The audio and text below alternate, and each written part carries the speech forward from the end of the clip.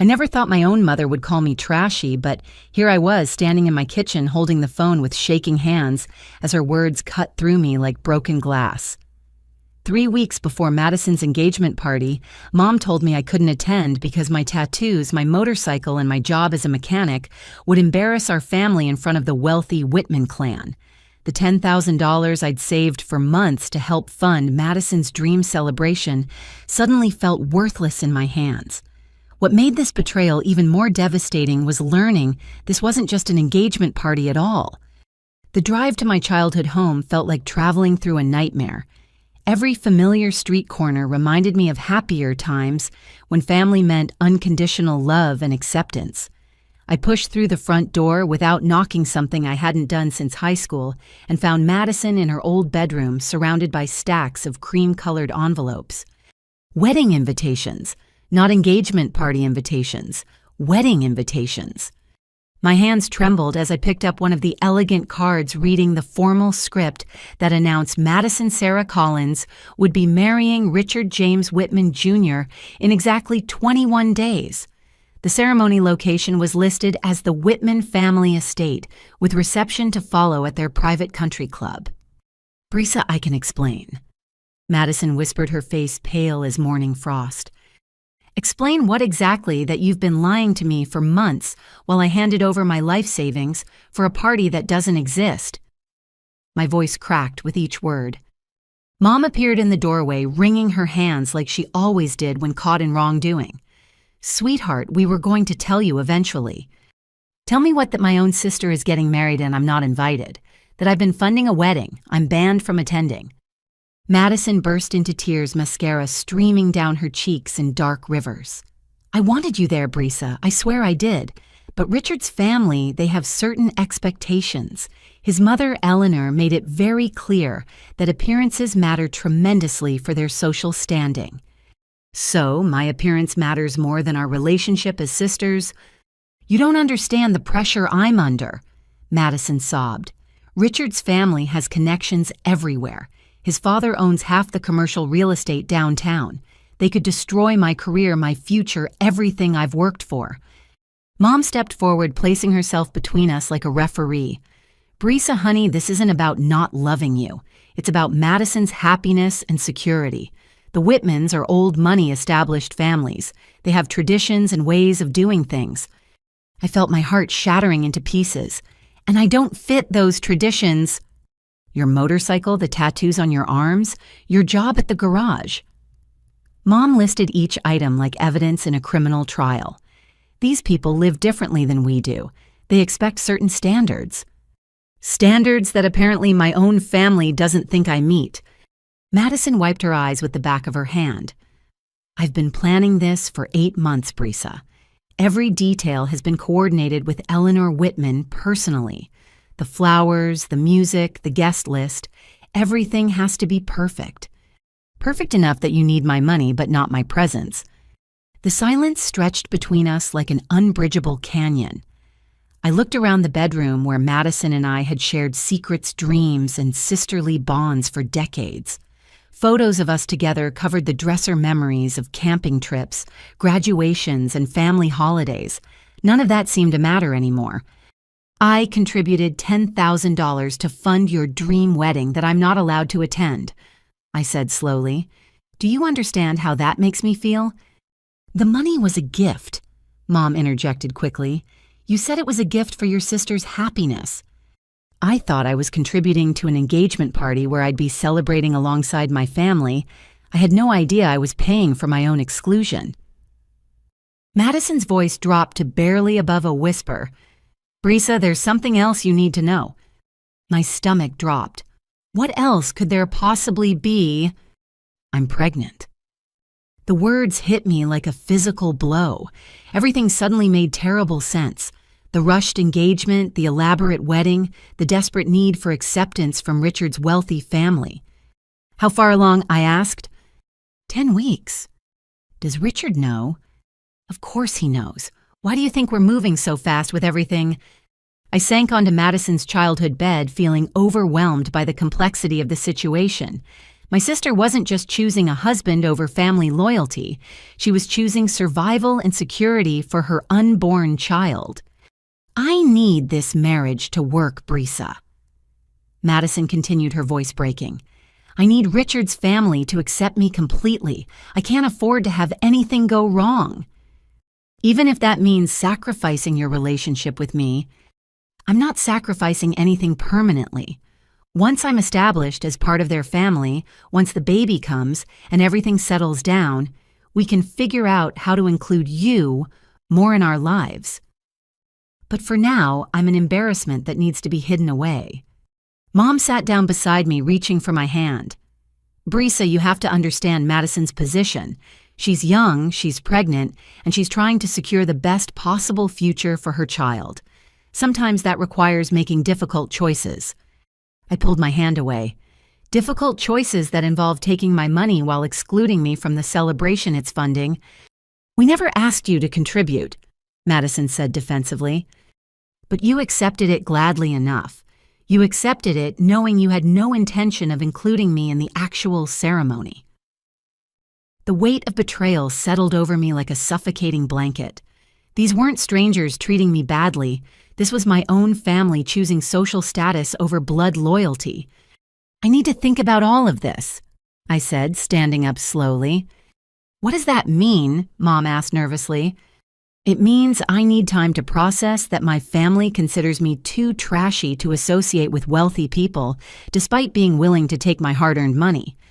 As I headed toward the door, Madison called out desperately, Brisa, please don't do anything to ruin this for me, please. I turned back to look at her one final time, seeing fear and desperation in her eyes, rather than love or regret. I'm not the one who's ruined anything here, Madison. Driving home from that devastating confrontation, I couldn't shake the feeling that something didn't add up about this whole situation. Madison had always been independent and strong-willed. The frightened, desperate woman I'd just encountered seemed like a stranger wearing my sister's face. Back at my apartment, I opened my laptop and started researching the Whitman family. If they were going to judge me without ever meeting me, I figured I should at least learn who exactly was passing judgment. Richard James Whitman Sr. appeared first in the search results. The man owned Whitman Properties, a commercial real estate empire spanning 3 states. His portfolio included office buildings, shopping centers, and luxury residential developments. News articles described him as a significant donor to political campaigns and various charitable organizations. Eleanor Whitman's social media presence painted her as the perfect society wife. Photos showed her at charity galas, art museum fundraisers, and exclusive country club events. Every image featured designer clothing and carefully posed smiles surrounded by other wealthy women. But it was Richard Jr. who really caught my attention.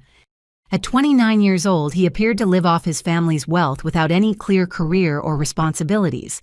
His social media showed expensive vacations, luxury cars, and constant appearances at exclusive social events. What struck me as odd was how few genuine friends seemed to appear consistently in his photos. Digging deeper into public records, I found more troubling information. Whitman Properties had faced multiple lawsuits over the past 5 years. Former employees had filed complaints about workplace harassment, unpaid wages, and unsafe working conditions. Most cases were settled out of court with confidentiality agreements, but the pattern was disturbing. I found myself particularly bothered by a lawsuit filed by Maria Gonzalez, a former cleaning supervisor at one of their office buildings. Her complaint described being fired after requesting proper safety equipment for her staff. According to court documents, Richard Sr. had personally called her replaceable and suggested she should be grateful for any employment at all. The more I researched, the clearer it became that the Whitman family viewed working-class people as completely disposable. My phone rang, interrupting my investigation. Carmen Rodriguez, my best friend since high school, was calling from her office at the private investigation firm where she worked. "Hey girl, you sound terrible. What's going on?" I filled Carmen in on the entire situation, from the devastating phone call to the wedding discovery to my research findings. "Hold up," Carmen said. "You're telling me your family took your money for a wedding you're not invited to attend. Basically, yes. And this is because some rich family thinks you're too trashy for their social circle. According to my own mother, my tattoos and my job make me an embarrassment. Carmen was quiet for a moment. Brisa, this whole thing smells fishy to me. In my experience, when people get this desperate about impressing wealthy families, there's usually more to the story. What do you mean? I mean, maybe we should take a closer look at Richard Whitman Jr. If your sister is rushing into marriage with someone from old money, we should make sure he's actually worth the sacrifice she's making. The idea intrigued me. You think there might be something wrong with him? I think anytime someone demands that their partner cut ties with family members, it raises red flags, especially when money is involved. After hanging up with Carmen, I decided to take a more direct approach to my investigation. If I was going to be judged by these people, I wanted to see firsthand what kind of character they possessed. The next morning, I dressed in my most professional clothing and drove downtown to the Whitman Properties office building. The lobby was all marble and brass with abstract artwork that probably cost more than I made in a year. I approached the reception desk with a story I'd rehearsed. "Good morning. I'm interested in speaking with someone about commercial rental properties. I represent a small business looking to expand."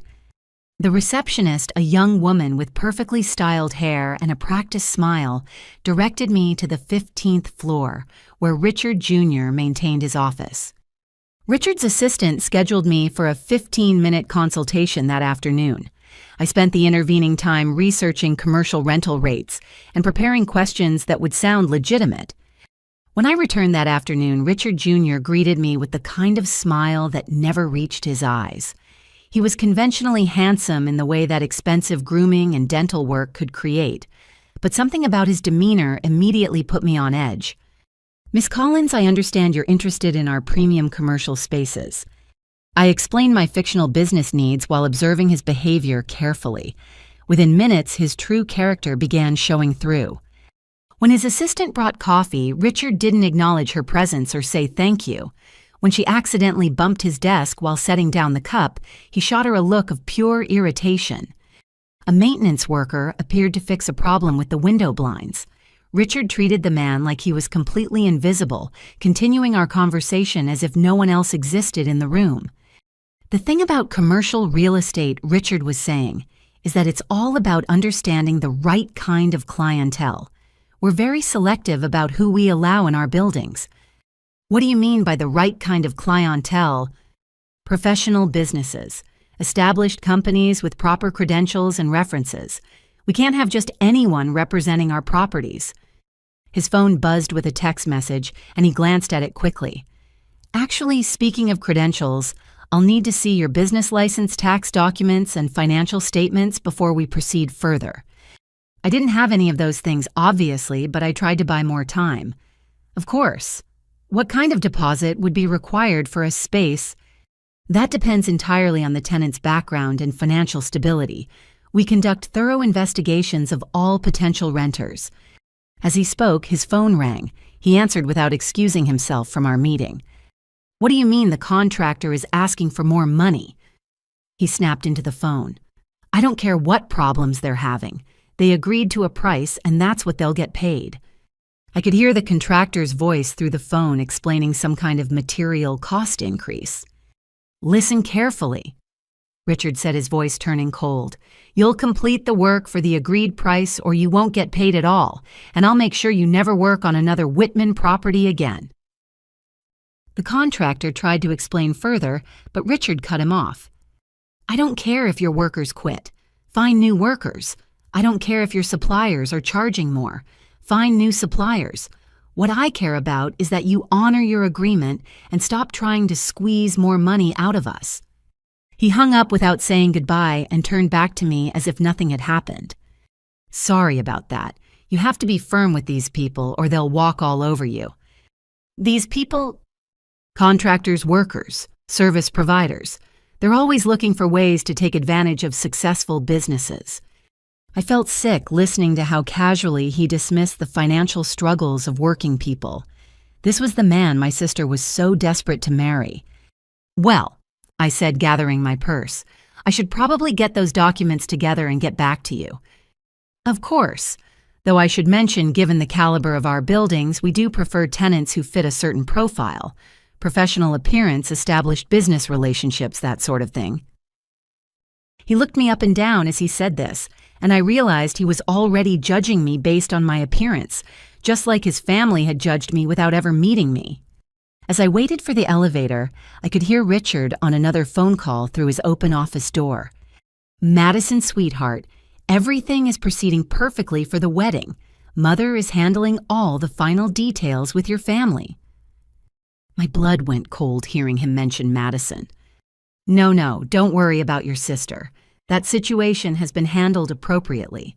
We can't have any disruptions to such an important event." The elevator arrived, but I hesitated, straining to hear more of the conversation. "Trust me, darling, after we're married and settled, we can revisit family dynamics. But for now, we need to focus on making the right impression with all the important people who'll be attending." As the elevator doors closed, I heard him say something that made my stomach drop. "Besides, this whole arrangement is temporary anyway. Once everything is properly secured, we can make adjustments as needed." What did he mean by temporary arrangement? That evening, I spread all my financial documents across my kitchen table, determined to understand exactly how my money was being used for Madison's wedding.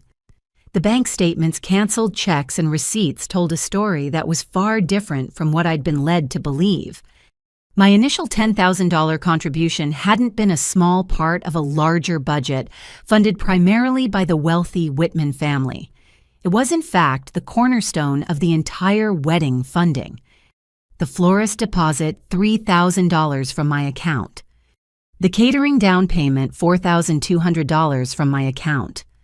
The photographer's retainer $1,800 from my account. Madison's wedding dress and alterations $950 from my account. Even the decorations and centerpieces had been paid for with my savings. I called the florist first, identifying myself as Brisa Collins and explaining that I needed to verify payment arrangements for the Collins-Whitman wedding. "Oh, yes, Miss Collins," the florist said cheerfully. "We received your payment last month. Beautiful arrangement choices, by the way. Your sister has excellent taste." "Just to confirm, was our payment the only deposit you received for this event?" "Yes, your check for $3,000 covered our full deposit requirement. We'll collect the remaining balance on the day of delivery." I hung up and immediately called the catering company. "Collins-Whitman wedding," I said when they answered. "I need to verify our payment status." "Certainly. We received your $4,200 deposit 6 weeks ago. The final payment of $8,300 will be due 48 hours before the event." "Has anyone else made payments toward this event?"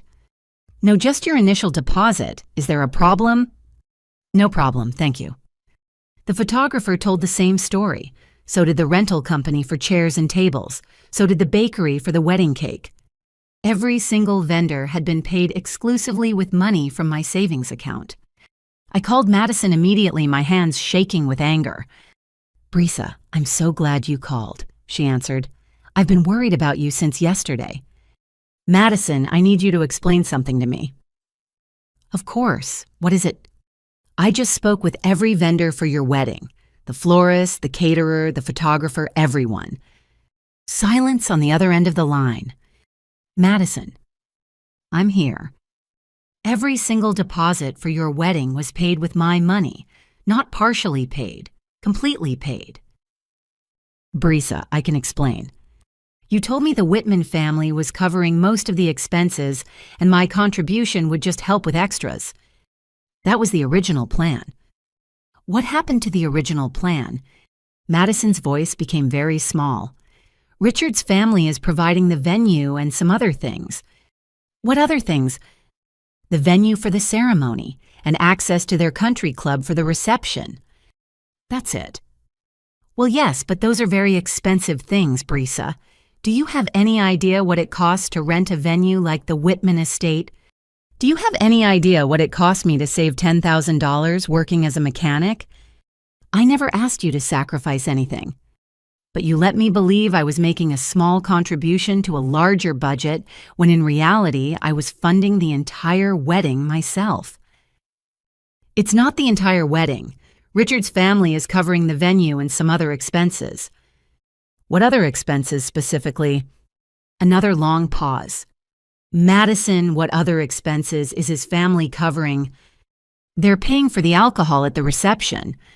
Alcohol, that's it. I'm paying for flowers, food, photography decorations, your dress, and they're covering drinks. And the venue, Brisa. Don't forget the venue. A venue I'm not allowed to set foot in. I hung up and immediately called my parents' house. Dad answered on the third ring. Hi, sweetheart, how are you doing? Dad, I need to ask you something important about Madison's wedding budget. What about it? How much money have you and Mom contributed to the wedding expenses? Oh, well, we've been helping where we can. How much specifically?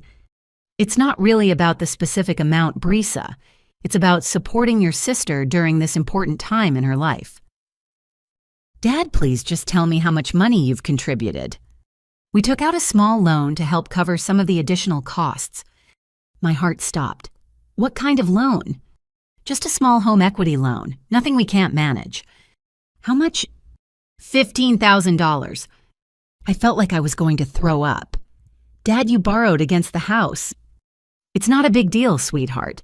The interest rate was very reasonable, and we'll have it paid off in a few years. A few years? Madison's happiness is worth a little financial sacrifice. This wedding is a once-in-a-lifetime opportunity for her to marry into a wonderful family. Dad, does Madison know you borrowed against the house? She knows we wanted to help make her day special. But does she know you put your home at risk? We didn't put anything at risk, Brisa. We're both still working and we can easily handle the monthly payments. After hanging up, I sat in my kitchen staring at all the financial documents spread across the table. My $10,000 plus my parents' $15,000 loan meant that our family had contributed $25,000 to fund a wedding where I wasn't welcome, and my parents were treated like embarrassing relatives. Meanwhile, the wealthy Whitman family was contributing the use of their property and some alcohol. But what bothered me most was the realization that Madison had allowed our parents to mortgage their home for her wedding without telling them about my exclusion from the ceremony. They thought they were funding a celebration that would include their entire family. I picked up my phone and called Carmen. I need your help investigating something, I said when she answered. What did you find? I found out that my family has contributed $25,000 to fund a wedding that I'm banned from attending, while the wealthy family contributing alcohol and a venue location. That's messed up, but not necessarily criminal. Carmen, there's something off about this whole situation. The way Richard talked about temporary arrangements, the way Madison seemed scared instead of happy, the way this family treats working-class people. What are you thinking? I'm thinking maybe we should look into Richard Whitman Jr.'s background more carefully. If my sister is sacrificing everything for this marriage, I want to make sure she's not walking into something dangerous. I can run a comprehensive background check if you want. Do it. What am I looking for specifically? Anything that suggests this marriage might not be what Madison thinks it is. As I cleaned up all the financial documents, one thing became crystal clear. I held all the financial leverage in this situation. Madison's dream wedding was entirely dependent on money from our family, not the wealthy Whitmans. If I chose to withdraw my funding, the entire celebration would collapse immediately.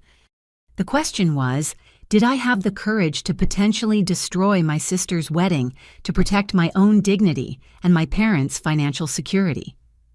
The next morning, Carmen called me before 7 o'clock. Brisa, we need to talk. Can you meet me for breakfast? You found something, didn't you? I found a lot of things. How soon can you get to Melissa's Diner on 5th Street? 20 minutes later, I slid into the booth across from Carmen, who had a manila folder thick with papers sitting beside her coffee cup. This is bad, Brisa, really bad. How bad? Carmen opened the folder and pulled out several printed pages. Richard Whitman Jr. has been engaged twice before in the past 4 years. Engaged twice. First engagement was to Rebecca Patterson, daughter of Patterson Manufacturing. Her family owns 3 factories in Ohio. The engagement lasted 8 months before she called it off. Why did she call it off? According to my sources, she discovered Richard had been borrowing money against her family's business assets without their knowledge. Carmen pulled out another document. Second engagement was to Jennifer Hayes, whose family owns a chain of successful restaurants. That engagement lasted 6 months. Let me guess, financial impropriety. Jennifer's father found out Richard had been using their family credit accounts to pay off personal debts. When they confronted him, he claimed it was all a misunderstanding, but they ended the engagement immediately. I felt sick. So Madison is engagement number 3. It gets worse, Brisa. Both previous fiancés reported that Richard used pregnancy scares to pressure them into rushed weddings. Pregnancy scares. Rebecca told investigators that Richard convinced her she was pregnant and pressured her to elope immediately. When she took multiple pregnancy tests that came back negative, he claimed the stress of wedding planning had caused a miscarriage. And Jennifer, similar story. Richard claimed they needed to get married quickly because she was pregnant. When she insisted on seeing a doctor, he became controlling and manipulative, trying to isolate her from her family and friends. I stared at the documents, feeling cold despite the warm restaurant. Carmen Madison told me she's 10 weeks pregnant. Has she seen a doctor? I don't know. I didn't think to ask. Carmen pulled out more papers. There's something else. Richard owes significant money to several different creditors. Credit cards, personal loans, and some debts that appear to be related to gambling. How much money? Conservative estimate around $60,000 in various debts. $60,000. And that's just what I could verify through public records. The actual amount could be much higher. Carmen leaned forward, her voice dropping to barely above a whisper. Brisa, I think your sister is being targeted specifically because Richard researched your family's financial situation and knew about your savings. You think he chose Madison deliberately? I think he's been looking for families with available cash who are desperate enough for social advancement that they'll overlook red flags. But how would he know about our family's finances? Carmen pulled out one more document. Because 3 months before he started dating Madison, Richard hired a private investigator to conduct background checks on several potential targets. She slid a copy of an invoice across the table. The investigation company had been paid to research marriageable women from middle-class families with demonstrable access to capital. Madison's name appeared on a list of 12 women who had been investigated. He studied our family like we were marks in a con game, I said slowly. The investigator's report includes details about your job, your savings account, your parents' home equity, and Madison's career prospects.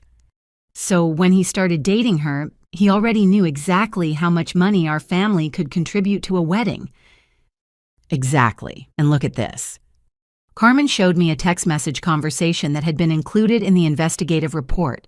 The private investigator had texted Richard, Colin's family appears optimal for your needs. Daughter has access to significant savings. Parents have home equity available, and family dynamics suggest they'll prioritize social advancement over financial caution. I felt like I couldn't breathe.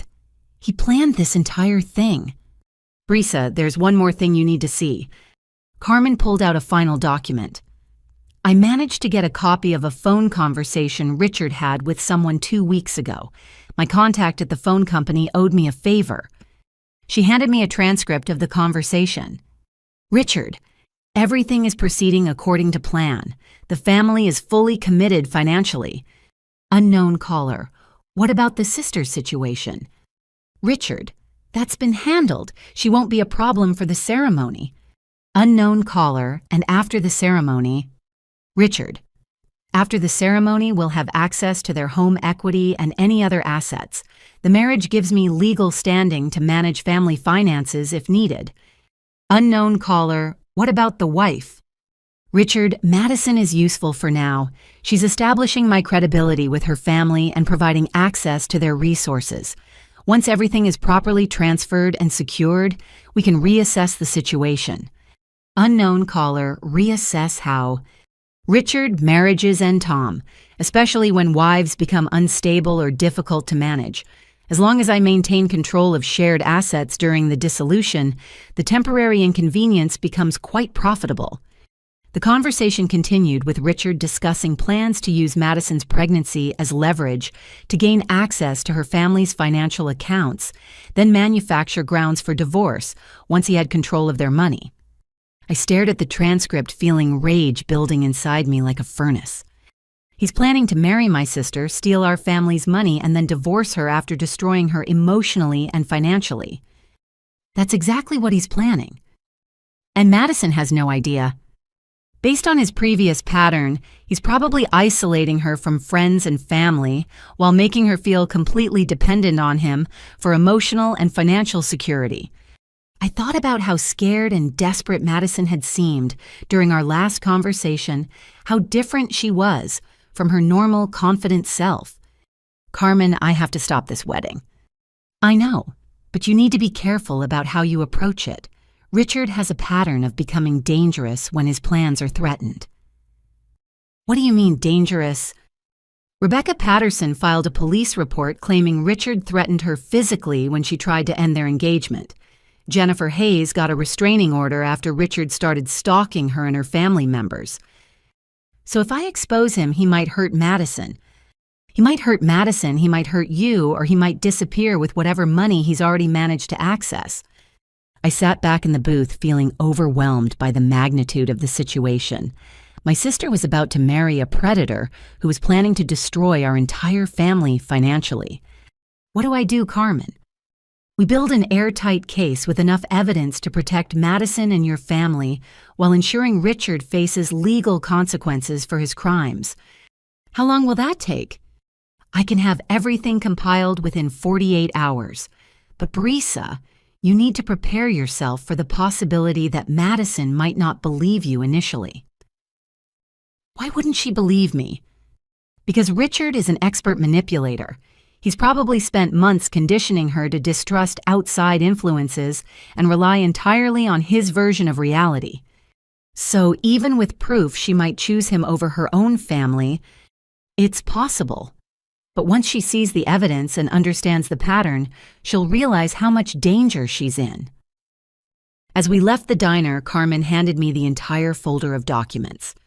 Keep these safe. We're going to need every piece of evidence to stop Richard and protect your family. Walking back to my car, I felt the weight of responsibility settling over me like a heavy blanket. I had 48 hours to save my sister from a predator, protect my parents' home from foreclosure, and somehow preserve what remained of our family relationships.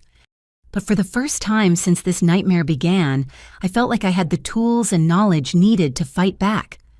Carmen called me the next morning with a plan that made my stomach churn with nervous energy. We need to observe Richard in his natural environment, she explained. I want to see how he behaves when he thinks no one is watching, especially around his family. Where do you suggest we do that? The Riverview Country Club.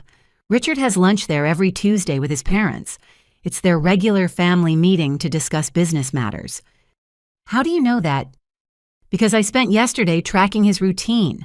The man is incredibly predictable when it comes to maintaining appearances.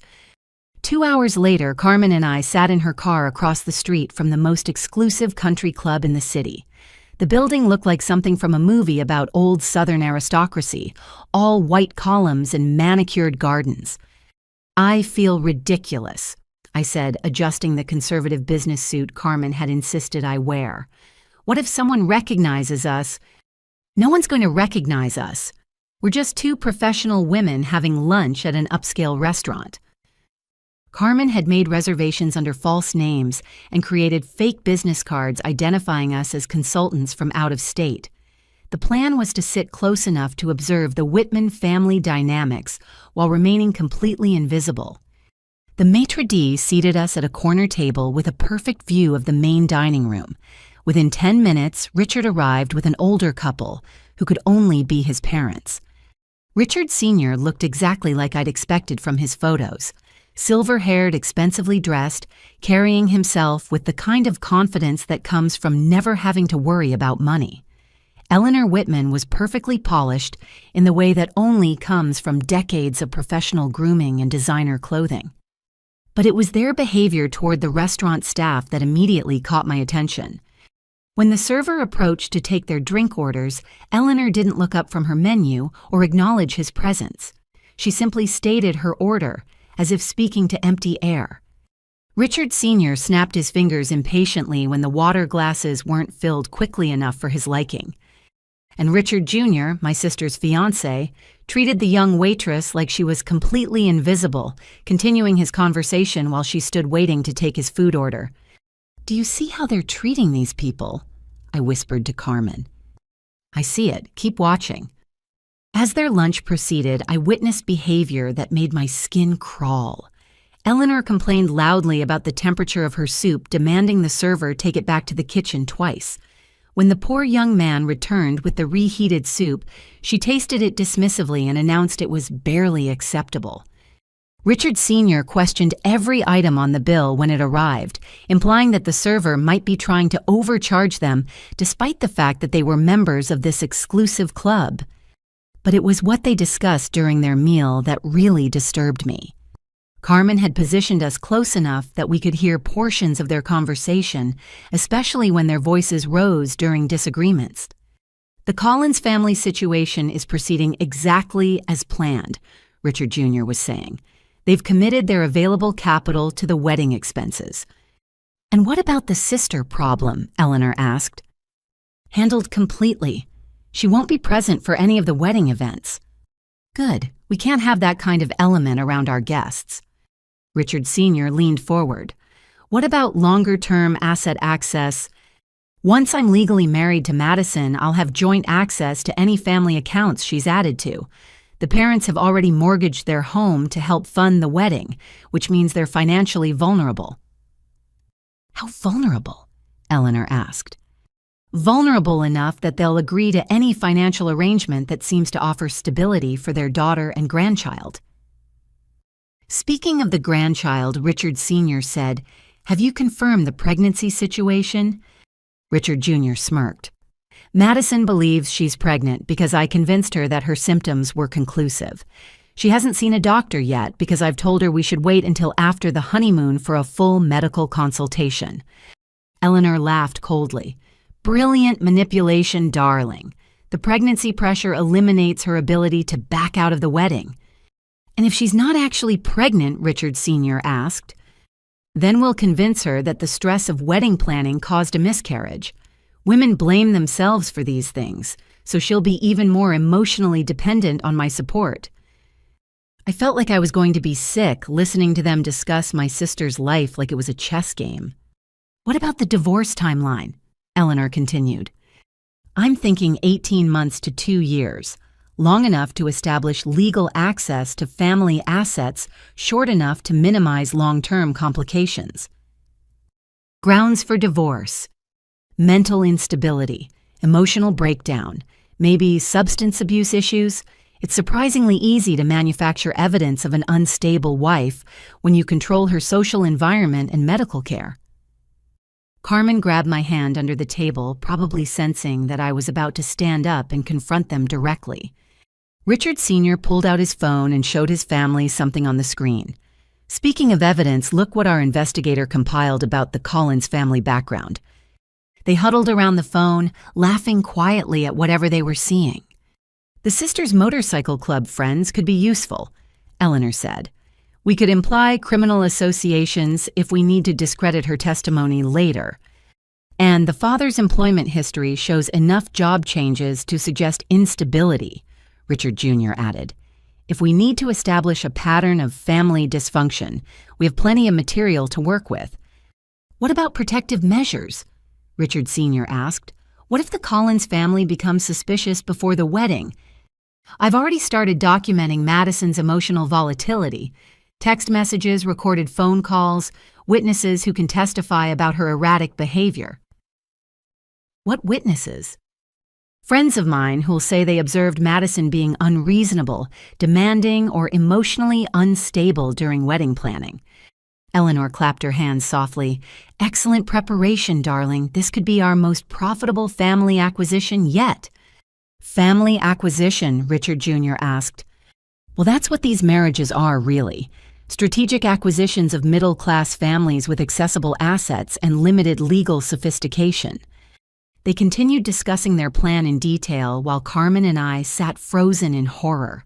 They talked about manipulating Madison's mental health, stealing our family's money, and destroying our reputations as casually as other families might discuss vacation plans. When they finally prepared to leave, Richard Jr. pulled out a small recording device from his pocket.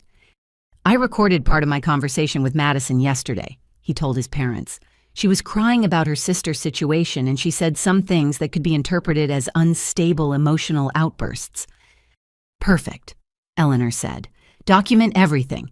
We want a complete record of her deteriorating mental state. As they walked past our table toward the exit, I heard Eleanor say, "The Collins family has no idea what's about to happen to them." After they left, Carmen and I sat in stunned silence for several minutes. "Did you get all of that?" I finally whispered. Carmen held up her phone. "Every word. I recorded the entire conversation." They're planning to destroy Madison emotionally, steal our family's money, and frame us as unstable criminals. And they're documenting everything to build a legal case that will protect them when they execute their plan. I felt rage building inside me like a wildfire. Carmen, we have to stop them. We will stop them. But now we know we're not just dealing with garden-variety financial fraud. This is a sophisticated criminal operation designed to destroy entire families. What do we do next? We gather more evidence and we prepare for war. As we left the restaurant, I realized that my family had stumbled into something far more dangerous than a simple case of social prejudice. The Whitmans were professional predators, and we were their carefully selected prey. But they had made one critical mistake. They had underestimated the determination of a sister who would fight to protect her family, no matter what the cost. That evening, Carmen and I spread all our evidence across my dining room table, like generals planning a military campaign. Photos, financial records, recorded conversations, background investigations, and witness statements created a comprehensive picture of the Whitman family's criminal operation. "We have enough evidence to send Richard to prison," Carmen said, organizing documents into neat piles. "Fraud, theft, conspiracy, attempted extortion. The question is how to present this to Madison in a way that breaks through his psychological manipulation." "What do you mean?" "Richard has spent months conditioning Madison to distrust outside influences and rely entirely on his version of reality. She's been systematically isolated from friends and family members who might question his behavior." I thought about how different Madison had seemed during our recent conversations. Fearful, defensive, desperate in ways that weren't typical of her personality. So even if I show her proof that he's a criminal, she might not believe it. She might interpret your evidence as jealousy or sabotage, especially if Richard has already planted seeds suggesting that you're unstable or vindictive. Carmen pulled out a folder I hadn't seen before. That's why I contacted some additional resources. "What kind of resources?" I reached out to my friend Jake Martinez. He's a licensed therapist who specializes in helping people escape manipulative relationships. He's willing to review our evidence and provide guidance about the best approach. And I also contacted my friend Sophie Chen, who's a nurse practitioner. If Madison hasn't actually seen a doctor about her pregnancy, Sophie can provide discreet medical consultation. "You think the pregnancy might be fake?" "I think it's suspicious that Richard is pressuring Madison to avoid medical care until after their honeymoon." Carmen opened another folder. I also reached out to Derek Williams. He owns a small construction company, and he's had business dealings with Whitman Properties. He might be willing to provide testimony about their fraudulent business practices. So, we're building a support network, We're building a team of credible witnesses who can help Madison understand that this isn't about family jealousy or social prejudice. This is about protecting her from criminals. I appreciated Carmen's strategic thinking, but I felt overwhelmed by the complexity of the situation. What if Madison refuses to listen no matter what evidence we present? Then we have to be prepared to take legal action to protect your parents' financial assets and pursue criminal charges against Richard. Even if that means destroying Madison's relationship. Brisa, her relationship is already destroyed. Richard is planning to marry her, steal your family's money, and then divorce her after making her believe she's mentally unstable. The weight of that reality settled over me like a crushing boulder. My sister wasn't just making a bad choice about marriage. She was walking into a trap designed to destroy her psychologically and financially. How do we approach this? I asked. Carefully. We need to present the evidence in a way that doesn't trigger her defensive mechanisms. Carmen pulled out a detailed timeline she'd created. First, we invite Madison to a neutral location where she can examine the evidence without Richard's influence, somewhere she feels safe and comfortable. Like where? Maybe the coffee shop where you two used to study together in college, somewhere associated with positive memories of your relationship. Then what? We start with the financial evidence. Show her exactly how much money your family has contributed versus how much the Whitman family has contributed. Let her see the disparity without making her feel stupid for not noticing it earlier. Carmen pointed to another section of her timeline. Next, we show her the background information about Richard's previous engagements. Let her see the pattern of behavior without immediately jumping to accusations about her specific situation. And then we play the recorded conversation from the country club. Let her hear Richard discussing their plans in his own words. What if she still doesn't believe it? Then we have Jake available to explain how psychological manipulation works, and Sophie available to discuss the pregnancy situation. Carmen's plan was thorough and thoughtful, but I still felt nervous about confronting Madison with information that would shatter her entire understanding of her relationship. What if this backfires and she cuts off contact with our family completely? Brisa, she's already being isolated from your family. Richard is systematically removing all of her support systems, so she'll be completely dependent on him. But what if our confrontation pushes her further into his control? That's a risk we have to take, because the alternative is watching her walk into a trap that will destroy her life and your family's financial security. I spent the next 2 hours reviewing every piece of evidence, trying to imagine how Madison would react to each revelation. The financial disparity would probably shock her. The information about Richard's previous engagements might make her defensive. But the recorded conversation, hearing Richard discuss plans to manipulate her mentally and steal from our family, that would be devastating. Carmen, what if Madison is already too psychologically dependent on Richard to leave him, even after seeing all this evidence?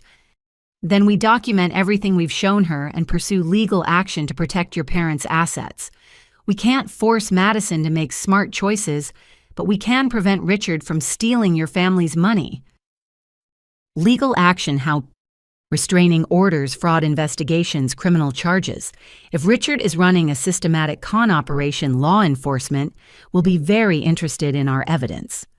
Carmen gathered all the documents back into organized folders. But let's focus on saving Madison first. She's your sister, and she deserves a chance to see the truth before we involve law enforcement. That night, I lay awake staring at the ceiling, rehearsing different ways to present the evidence to Madison. How do you tell someone you love that their entire relationship is based on lies and criminal manipulation? How do you save someone who might not want to be saved? But I kept coming back to the same conclusion. Madison was my sister. She was carrying what she believed was her first child. She was sacrificing everything for a man who was planning to destroy her. I had to at least try to save her, even if it meant risking our relationship forever. The next morning, I called Madison and asked if she wanted to meet for coffee at Grounded the Cafe, where we'd spent countless hours studying during college. "Is everything okay?" she asked, sounding suspicious. I want to apologize for how I reacted to your wedding news. I lied. I think I was hurt and jealous, and I said some things I regret. Oh, Brisa, I'm so relieved to hear you say that. Can we meet this afternoon and talk through everything? I want to understand your situation better and see if there's a way for us to move forward as sisters. Of course, I'd love that. As I hung up, I felt terrible about the deception, but Madison's safety was more important than my discomfort with lying. In 6 hours, I would either save my sister or lose her forever. Grounded Coffee Shop looked exactly the same as it had during our college years. Mismatched furniture, local artwork covering brick walls, and the familiar smell of espresso and fresh pastries.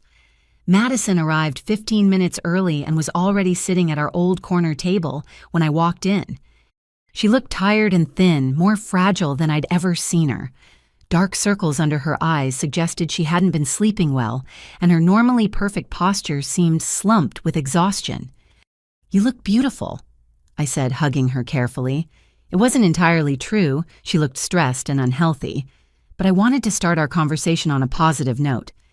"Thank you. I feel like I've been running on coffee and anxiety for weeks." I ordered my usual latte and sat down across from her, trying to project calm confidence while my heart pounded with nervous energy. "Madison, I want you to know that everything I'm about to show you comes from a place of love and concern for your safety." Her expression immediately became guarded. "What do you mean, show me?" I pulled out the first folder of financial documents. "I want you to see exactly how the wedding expenses have been allocated between our families and the Whitman family." "Brisa, we don't need to go through financial details." "Madison, please, just look at this." I spread the vendor receipts and payment records across the table, showing her the clear pattern of payments coming exclusively from our family, while the Whitman contribution remained limited to venue access and alcohol. Madison glanced at the papers but didn't really examine them. "I know our family has been generous, and I'm grateful for that." "Madison, look at the numbers. Really look at them."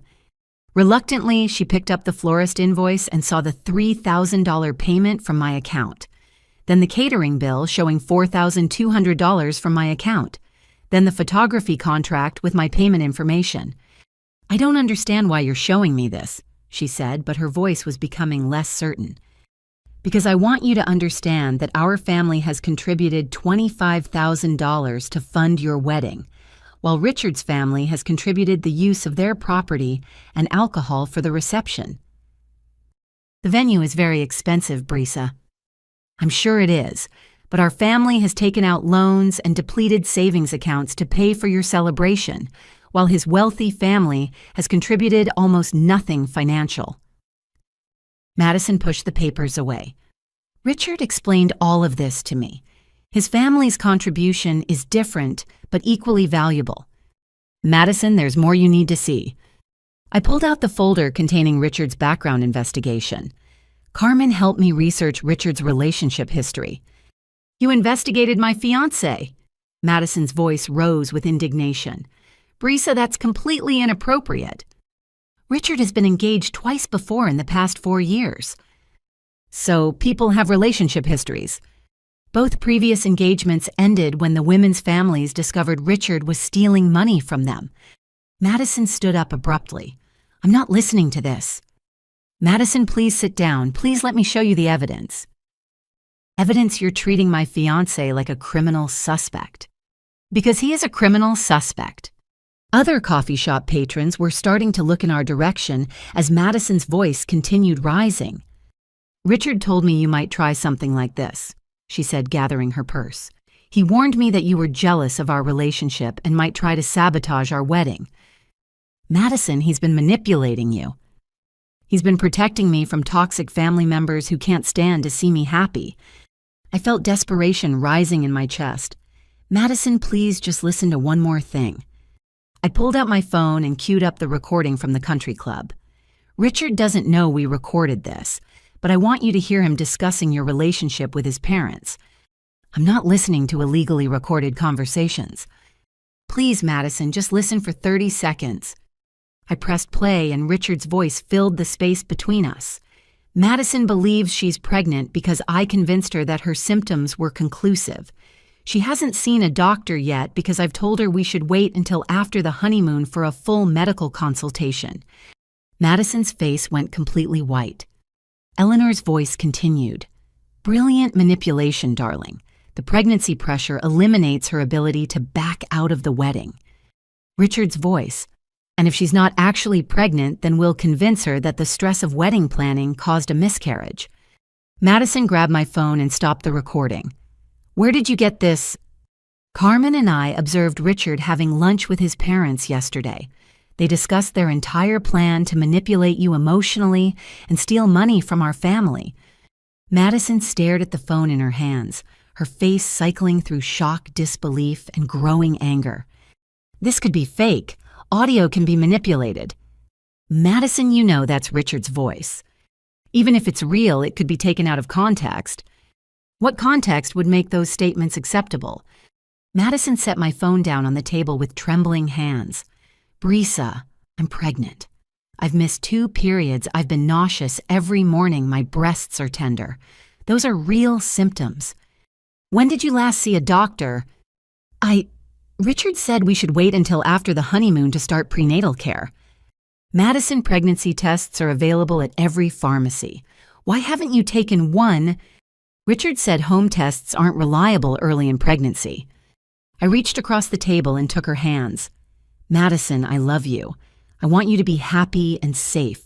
But I think Richard has been lying to you about everything. Madison pulled her hands away. You're asking me to believe that the man I love, the man I'm marrying in 12 days, is actually a criminal who's been manipulating me for months. Yes, that's exactly what I'm asking you to believe. Based on financial records and a secretly recorded conversation, based on a pattern of criminal behavior that's destroyed other women's lives. Madison stood up again this time, grabbing her purse with finality. Brisa, I can't do this. I can't sit here and listen to you systematically tear apart my relationship and my future.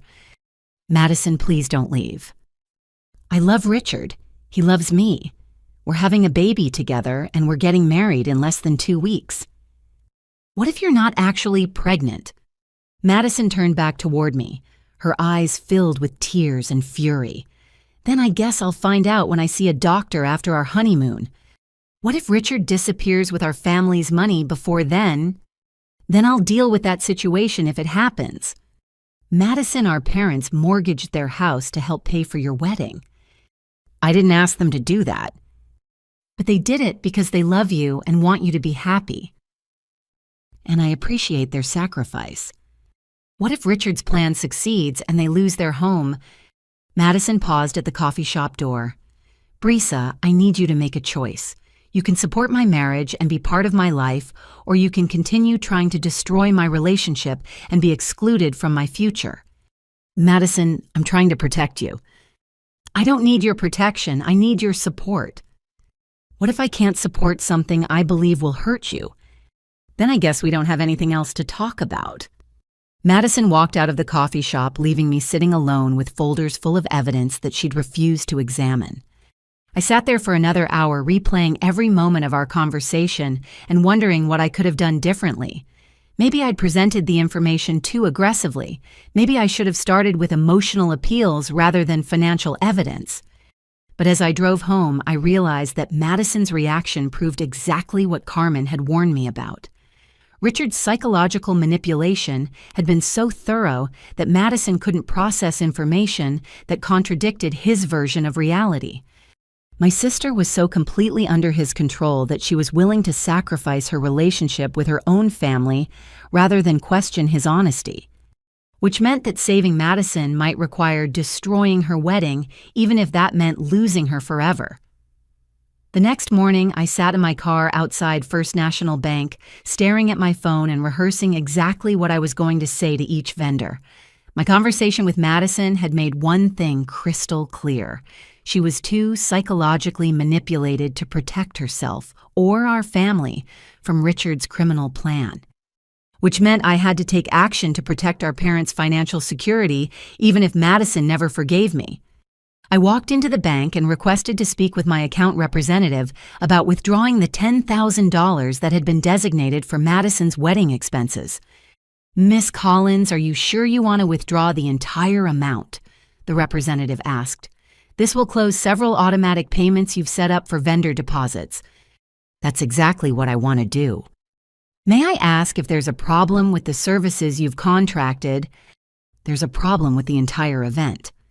Within 30 minutes, I had a cashier's check for $10,000 and documentation showing that all automatic payments to wedding vendors had been canceled immediately. Now came the difficult part, calling each vendor to explain the situation. I started with the florist. "Petal Perfection, this is Sandra." "Hi Sandra, this is Brisa Collins. I need to discuss the Collins-Whitman wedding flowers." "Oh yes, beautiful arrangements. We're scheduled to deliver everything next Friday morning." "I'm afraid I need to cancel our order completely." Silence on the other end of the line. "Miss Collins, the wedding is in 11 days. We've already ordered all the flowers and started creating the arrangements." "I understand this creates problems for you, and I apologize for the short notice. Can you tell me why you're canceling?" I'd prepared for this question. "We've discovered that the groom has been misrepresenting his intentions regarding the marriage, and we believe this wedding should not proceed." "I see. Well, unfortunately, our contract specifies that cancellations within 2 weeks of the event result in forfeiture of the entire deposit." "I understand. Keep the deposit for your inconvenience. I just need to ensure that no flowers are delivered to any location associated with this wedding."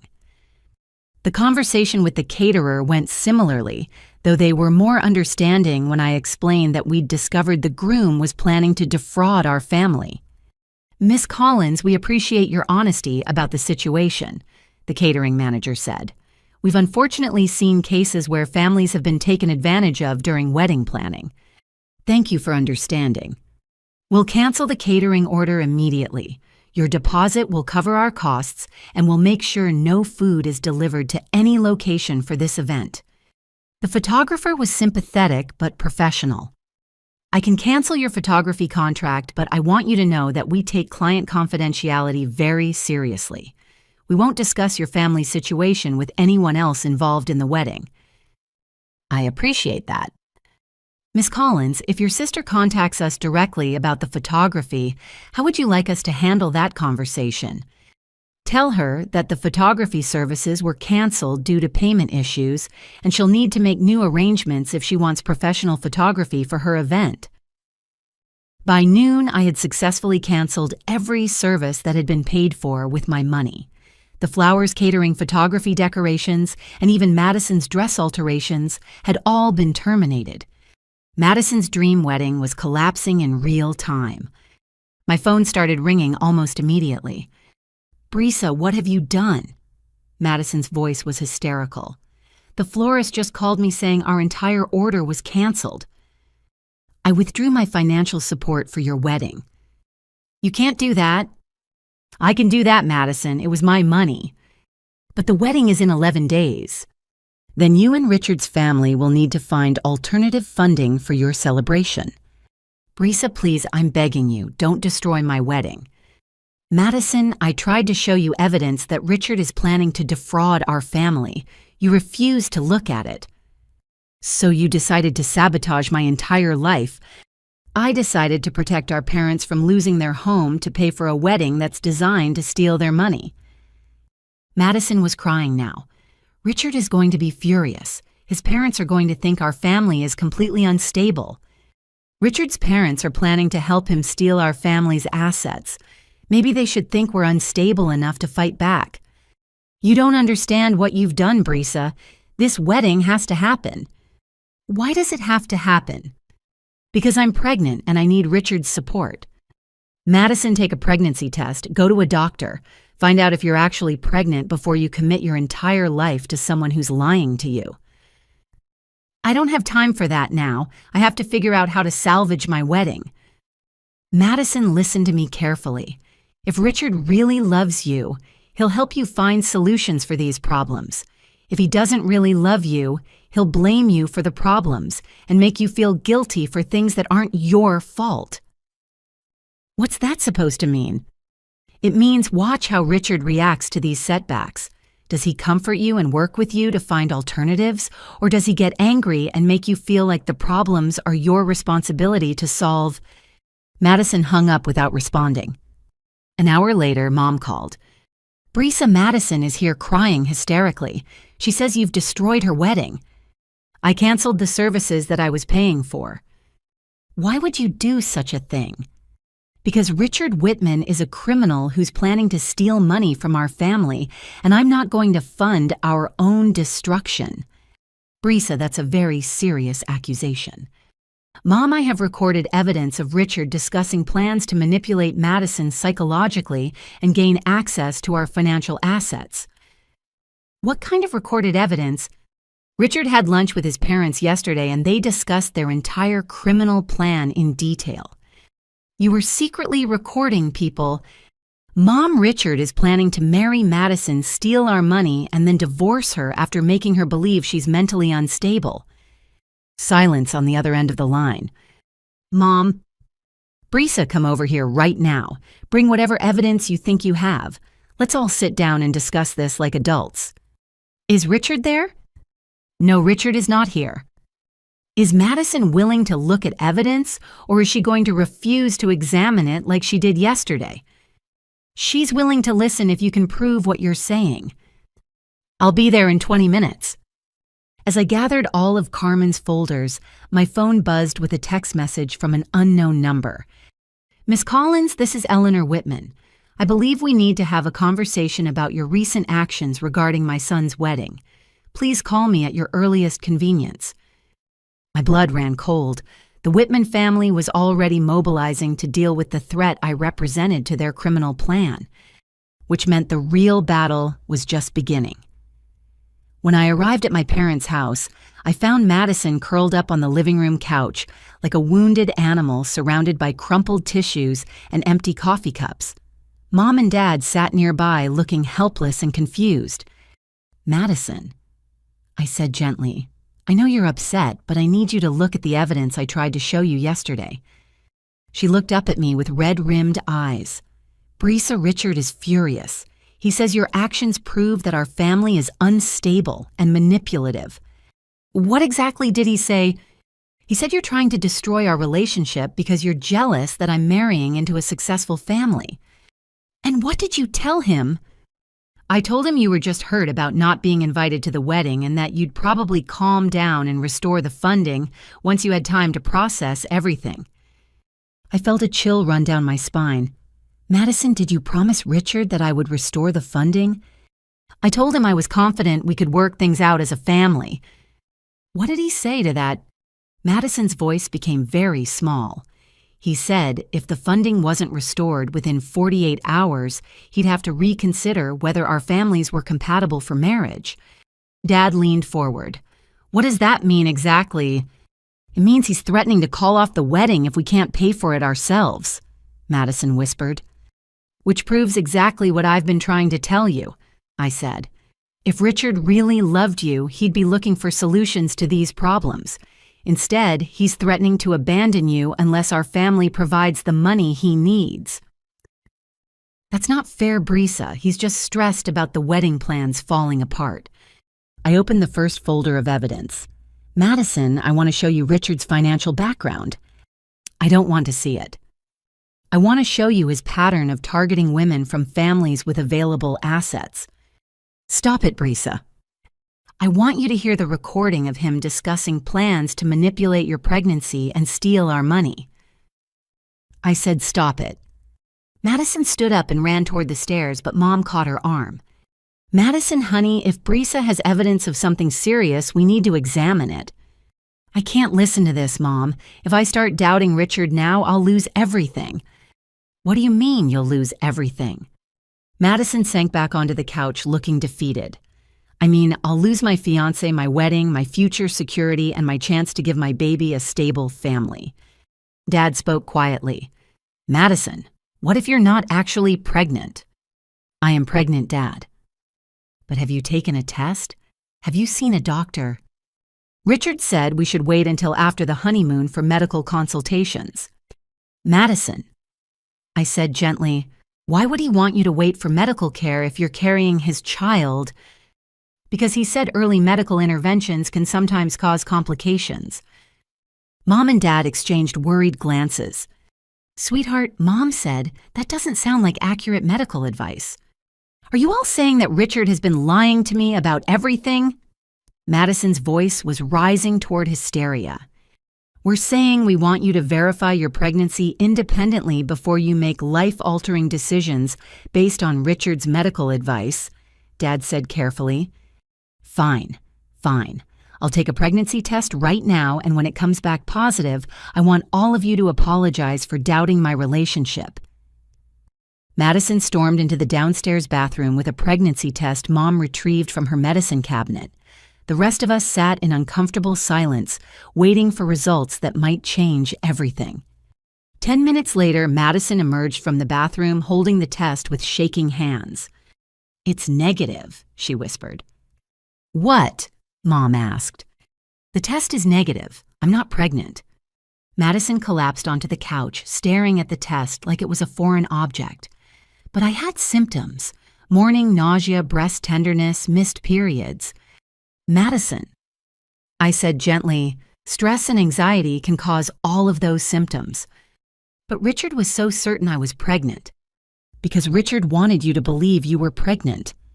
Madison's face went through a series of expressions: confusion, realization, and growing horror.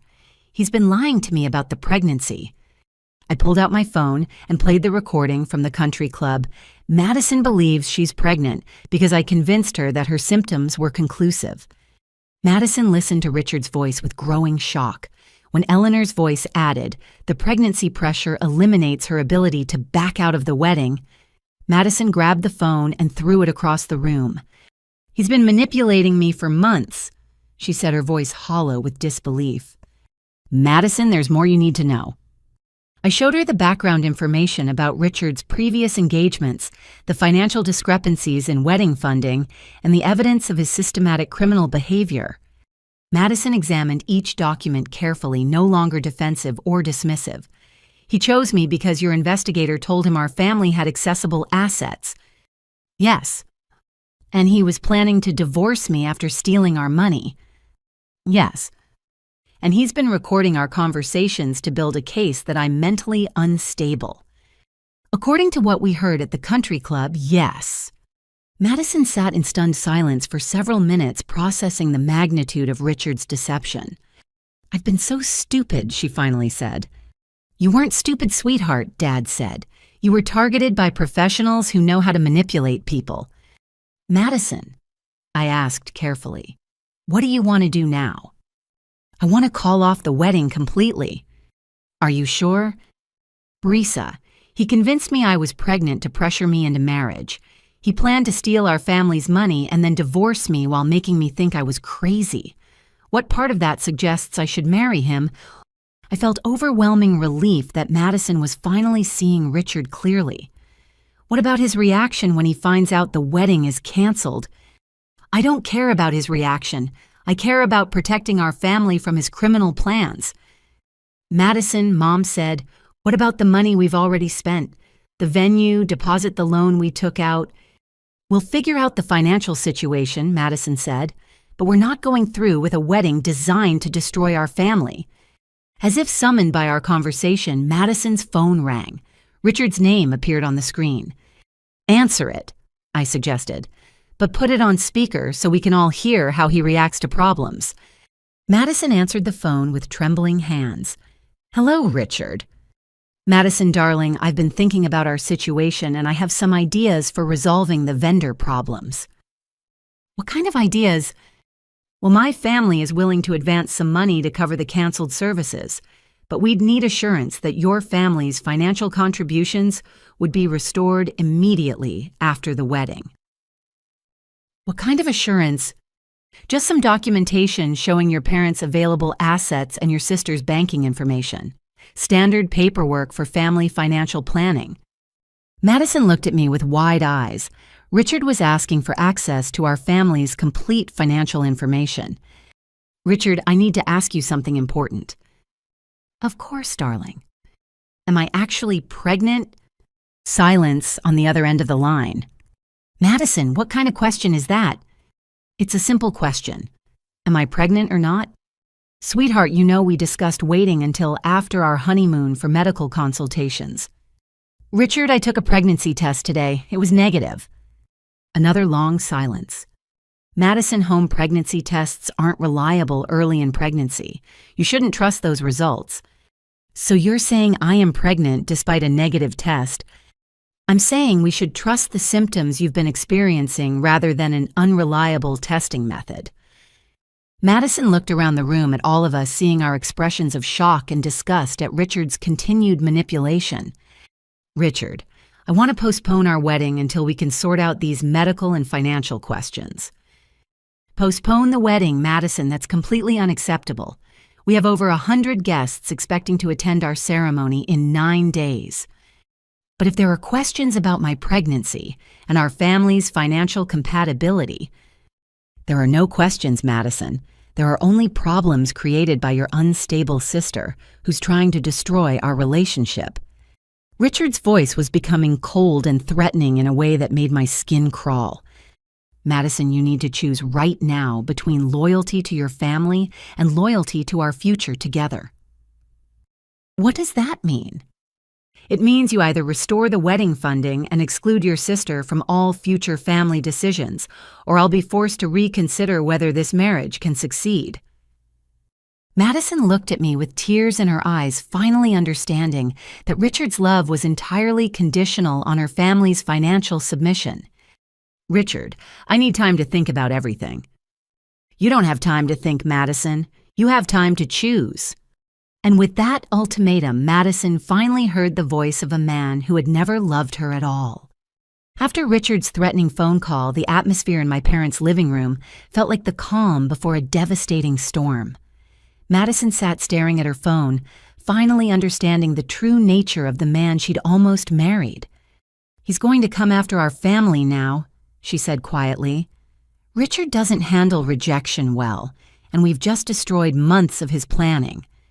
What do you mean he's going to come after us? Dad asked. I mean, he's vindictive and he has resources. He's not going to just walk away quietly after we've exposed his criminal operation. Carmen had warned me about this possibility. Men like Richard became dangerous when their schemes were threatened, especially when they felt publicly humiliated. Madison, what kind of threats has Richard made in the past? I asked. He mentioned that my motorcycle club friends could be portrayed as criminal associates if anyone ever questioned our relationship. What else? He said Dad's employment history showed instability that could be used to discredit our family's credibility. I felt cold anger building in my chest. Richard had been systematically gathering ammunition to destroy our family's reputation if we ever opposed his plans. Madison, we need to know everything Richard said about our family. Every threat, every piece of information he claimed to have, every way he suggested he could hurt us. Madison spent the next hour recounting months of subtle threats and manipulation tactics that Richard had disguised as protective concern.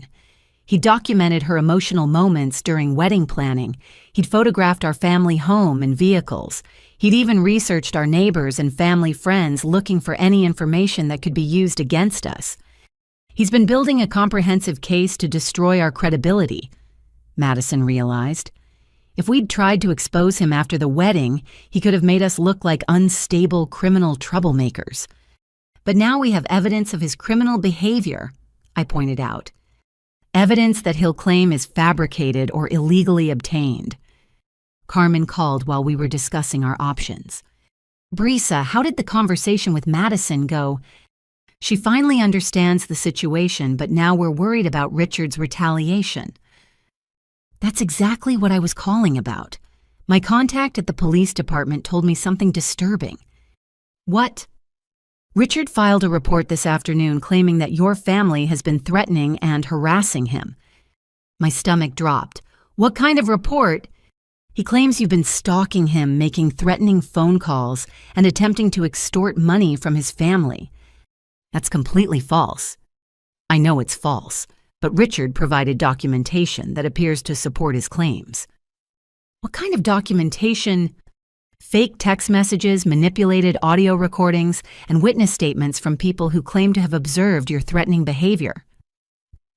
I felt like I was falling down a rabbit hole of criminal deception. Carmen, he's been planning this retaliation strategy all along. It gets worse, Brisa. Richard also filed a report claiming that Madison has been displaying erratic and potentially dangerous behavior, suggesting she might need psychiatric intervention. Madison grabbed the phone from my hands. Carmen, this is Madison. What did he say about me? He claims you've been having emotional breakdowns, making threats of self-harm and showing signs of severe mental instability. But that's not true. Madison, I believe you completely, but Richard has documentation that appears to support his claims. What kind of documentation? Audio recordings of phone conversations where you're crying and talking about feeling hopeless. Photos of you looking distressed. Witness statements claiming you've been acting irrationally. Madison's face went white. He recorded our private conversations and took photos of me when I was upset about wedding stress. And now he's using that documentation to build a case that you're mentally unstable and your family is criminally threatening. I took the phone back. Carmen, what do? We build a stronger case against Richard faster than he can build a case against your family. How?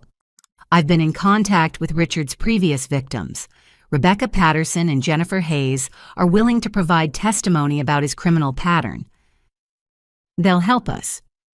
They've been waiting for someone to build a strong enough case to ensure Richard faces legal consequences. What can they provide? Financial records showing how Richard stole from their families, documentation of his manipulation tactics, evidence that he uses the same psychological abuse patterns against every victim. Carmen's voice became more urgent. But Brisa, we need to move quickly. Richard is already working to discredit your family's credibility. If we don't present our evidence soon, law enforcement might dismiss our claims as revenge tactics by people he's already portrayed as unstable. How long do we have? Maybe 48 hours before Richard's false narrative becomes established as truth. After hanging up, Madison and I spent the rest of the evening compiling every piece of evidence we had about Richard's deception.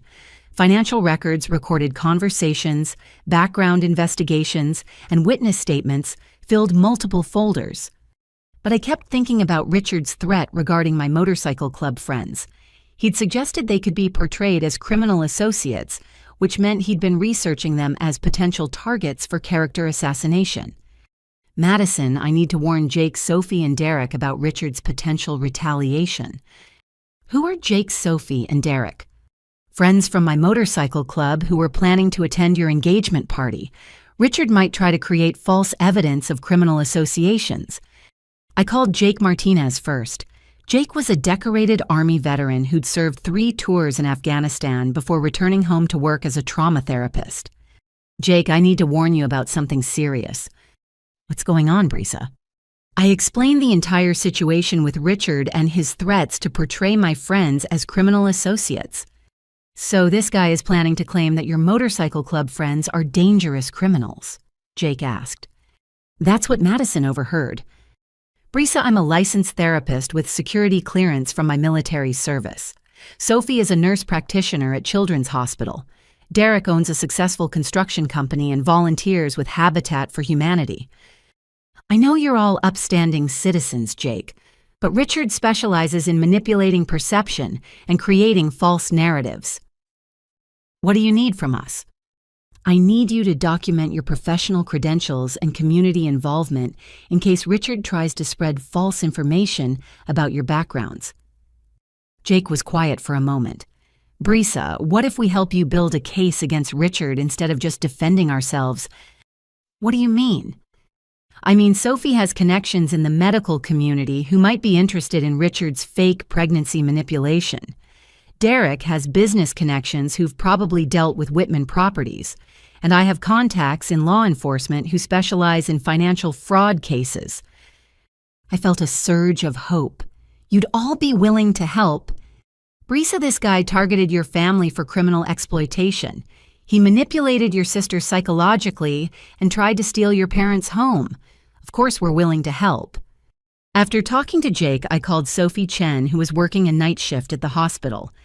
"Sophie, I need to tell you about something that might affect you indirectly." Sophie listened to the entire story without interrupting, asking clarifying questions that demonstrated her analytical medical training. "Brisa Richards' fake pregnancy manipulation is actually a form of medical fraud," she said when I finished. "If he's been discouraging Madison from seeking actual medical care while claiming professional knowledge about pregnancy, he's practicing medicine without a license. Is that a serious criminal charge?" "Very serious, especially if he's been using false medical information to manipulate someone into marriage." "Could you help document the medical fraud aspects of his behavior? I can connect you with colleagues who specialize in investigating medical malpractice and fraud. We take this kind of manipulation very seriously." Finally, I called Derek Williams, who owned Williams Construction. "Derek, have you ever had business dealings with Whitman Properties?" "Unfortunately, yes. They owe my company $12,000 for work we completed 6 months ago." "They haven't paid you. Richard Sr. keeps claiming there were quality issues with our work, but he won't specify what issues or allow us to address them. It's obvious they're just trying to avoid paying." "Derek, would you be willing to provide testimony about Whitman Properties' fraudulent business practices?" "Absolutely. And Brisa, I know at least 4 other small businesses that have similar unpaid contracts with them." By midnight, I had commitments from Jake, Sophie, Derek, and several of their professional contacts to help build a comprehensive case against Richard and his family's criminal operation. But as I fell asleep that night, I couldn't shake the feeling that Richard was building his own case against us just as quickly. The question was, who would present their evidence to law enforcement first? The next morning, Carmen arrived at my apartment with 2 large boxes of additional evidence and a grim expression. "Richard escalated his campaign against your family overnight," she announced, setting the boxes on my kitchen table. "What happened?" "He filed additional police reports claiming that you and your motorcycle friends have been conducting surveillance on him and his family. But we only observed him once at the restaurant. Richard claims you've been following him for weeks, taking photographs of his home and workplace and making threats against his personal safety." Carmen opened the first box, revealing dozens of photographs and documents. "He provided these to police as evidence of stalking behavior." I examined the photos with growing horror. They showed me outside the Whitman Properties building, Carmen and me at the country club, and even images of my motorcycle parked near locations Richard frequented. "Carmen, how did he get these photos?" "He's been conducting counter-surveillance since the day you first visited his office." Counter-surveillance. Richard hired private investigators to document your activities while you were investigating his background. The implications hit me like a physical blow. So he knew we were building a case against him. He's known for days, and he's been systematically creating evidence to portray your investigation as criminal stalking. Carmen pulled out more documents from the box. It gets worse. Richard claims that your family has been attempting to extort money from his family by threatening to spread false rumors about his character. That's the exact opposite of what actually happened. I know, but Richard has documentation that appears to support his version of events. She showed me fake text messages purporting to be from Madison demanding money in exchange for silence about Richard's alleged criminal behavior. Madison never sent these messages. Of course she didn't, but they're sophisticated forgeries that would be difficult to prove false without extensive technical analysis. I felt overwhelmed by the scope of Richard's criminal operation. How are we supposed to fight someone who can create false evidence this convincingly? We fight back with overwhelming real evidence that exposes his pattern of criminal behavior across multiple victims. Carmen opened the second box. I spent all night coordinating with Richard's previous victims and their families. The box contained financial records, police reports, court documents, and witness statements from Rebecca Patterson and Jennifer Hayes' families. Rebecca's family kept detailed records of Richard's financial fraud, Carmen explained. Bank statements showing unauthorized transfers, forged documents, and attempts to access family business accounts. She pulled out another folder. Jennifer's family documented Richard's psychological manipulation tactics, recorded phone conversations where he threatens to harm himself if she leaves him evidence of him spreading false rumors about her mental health, and witness statements about his controlling behavior. This proves Richard's pattern of criminal behavior. But we also have new evidence about his current operation against your family. Carmen showed me financial records indicating that Richard had borrowed significant amounts of money against the expectation of accessing Madison's family assets through marriage. He owes over $80,000 to various creditors, including some very dangerous people. Dangerous how loan sharks, underground gambling operations, and private lenders who don't operate through traditional legal channels. I felt sick realizing how much danger Madison had been in. So Richard wasn't just planning to steal our money for profit. He was planning to steal it to pay off criminal debts. And if he couldn't access your family's money through marriage, he'd need to find alternative ways to pay these debts. Like framing our family for crimes and suing us for damages. Exactly. Richard's false police reports aren't just about discrediting your family. They're the foundation for a lawsuit claiming that your harassment and threats damaged his reputation and caused financial losses. Carmen pulled out one final document. This is a draft lawsuit Richard's attorney prepared claiming $200,000 in damages for alleged harassment, stalking, and defamation. I stared at the legal document in disbelief. He's planning to sue us for exposing his criminal behavior. It's a sophisticated extortion scheme. Richard creates false evidence of criminal behavior by your family, then offers to drop the charges and lawsuits in exchange for financial compensation. How many families has he done this to? Based on our investigation, at least 6 families over the past 3 years.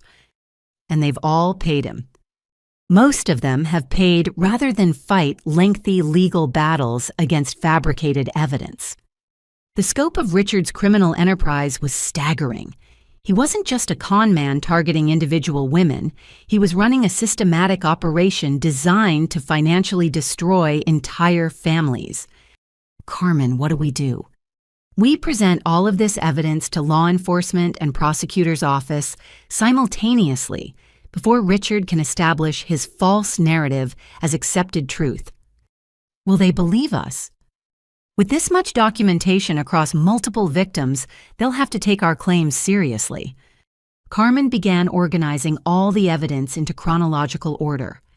But Brisa, you need to understand that once we present this evidence, Richard will know that his criminal operation has been exposed. What does that mean? It means he'll become desperate and dangerous. Men like Richard don't go to prison quietly. You think he might try to hurt Madison or our family? I think he might try anything to avoid facing the legal consequences of his crimes. As if summoned by our conversation, my phone rang. Madison's number appeared on the screen. Brisa, you need to come over here right now, Madison said, her voice shaking with fear. What's wrong? Richard is here at Mom and Dad's house. He's demanding to speak with all of us together about resolving our family misunderstanding. Madison, don't let him into the house. He's already inside. Mom let him in before I could stop her. We're on our way. As Carmen and I gathered all the evidence boxes, I realized that Richard had decided to confront our family directly, rather than wait for his legal strategy to unfold, which meant the most dangerous phase of this situation was just beginning.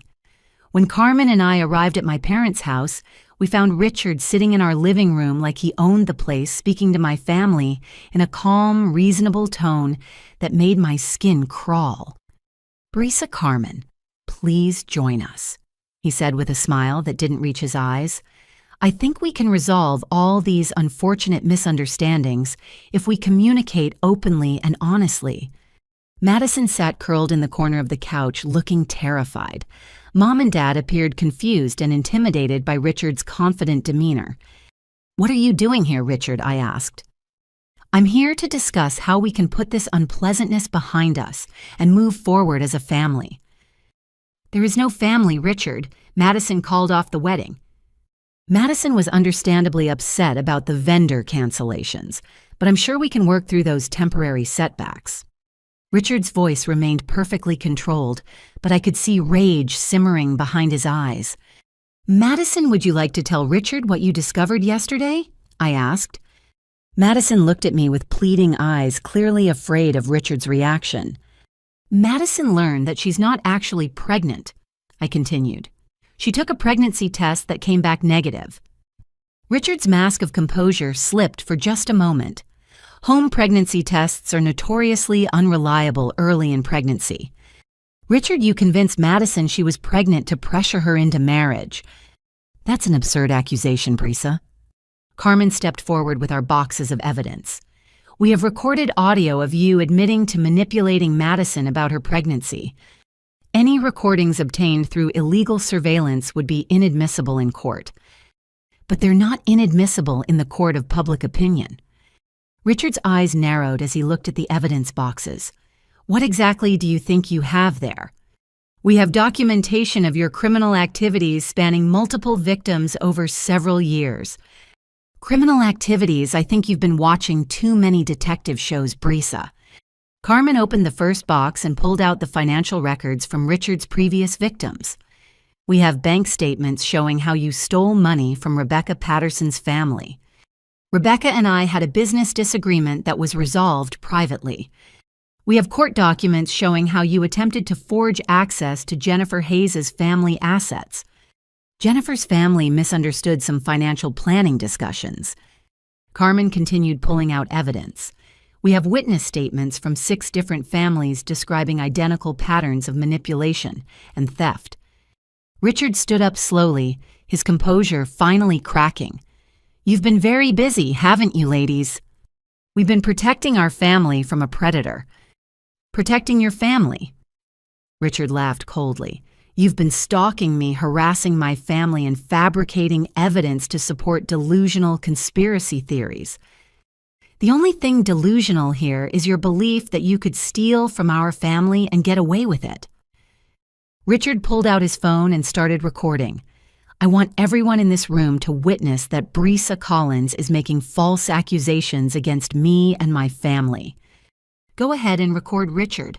We want documentation of this conversation, too." Carmen was also recording on her phone while simultaneously texting someone. "Richard." Madison said quietly, "I know you've been lying to me about everything."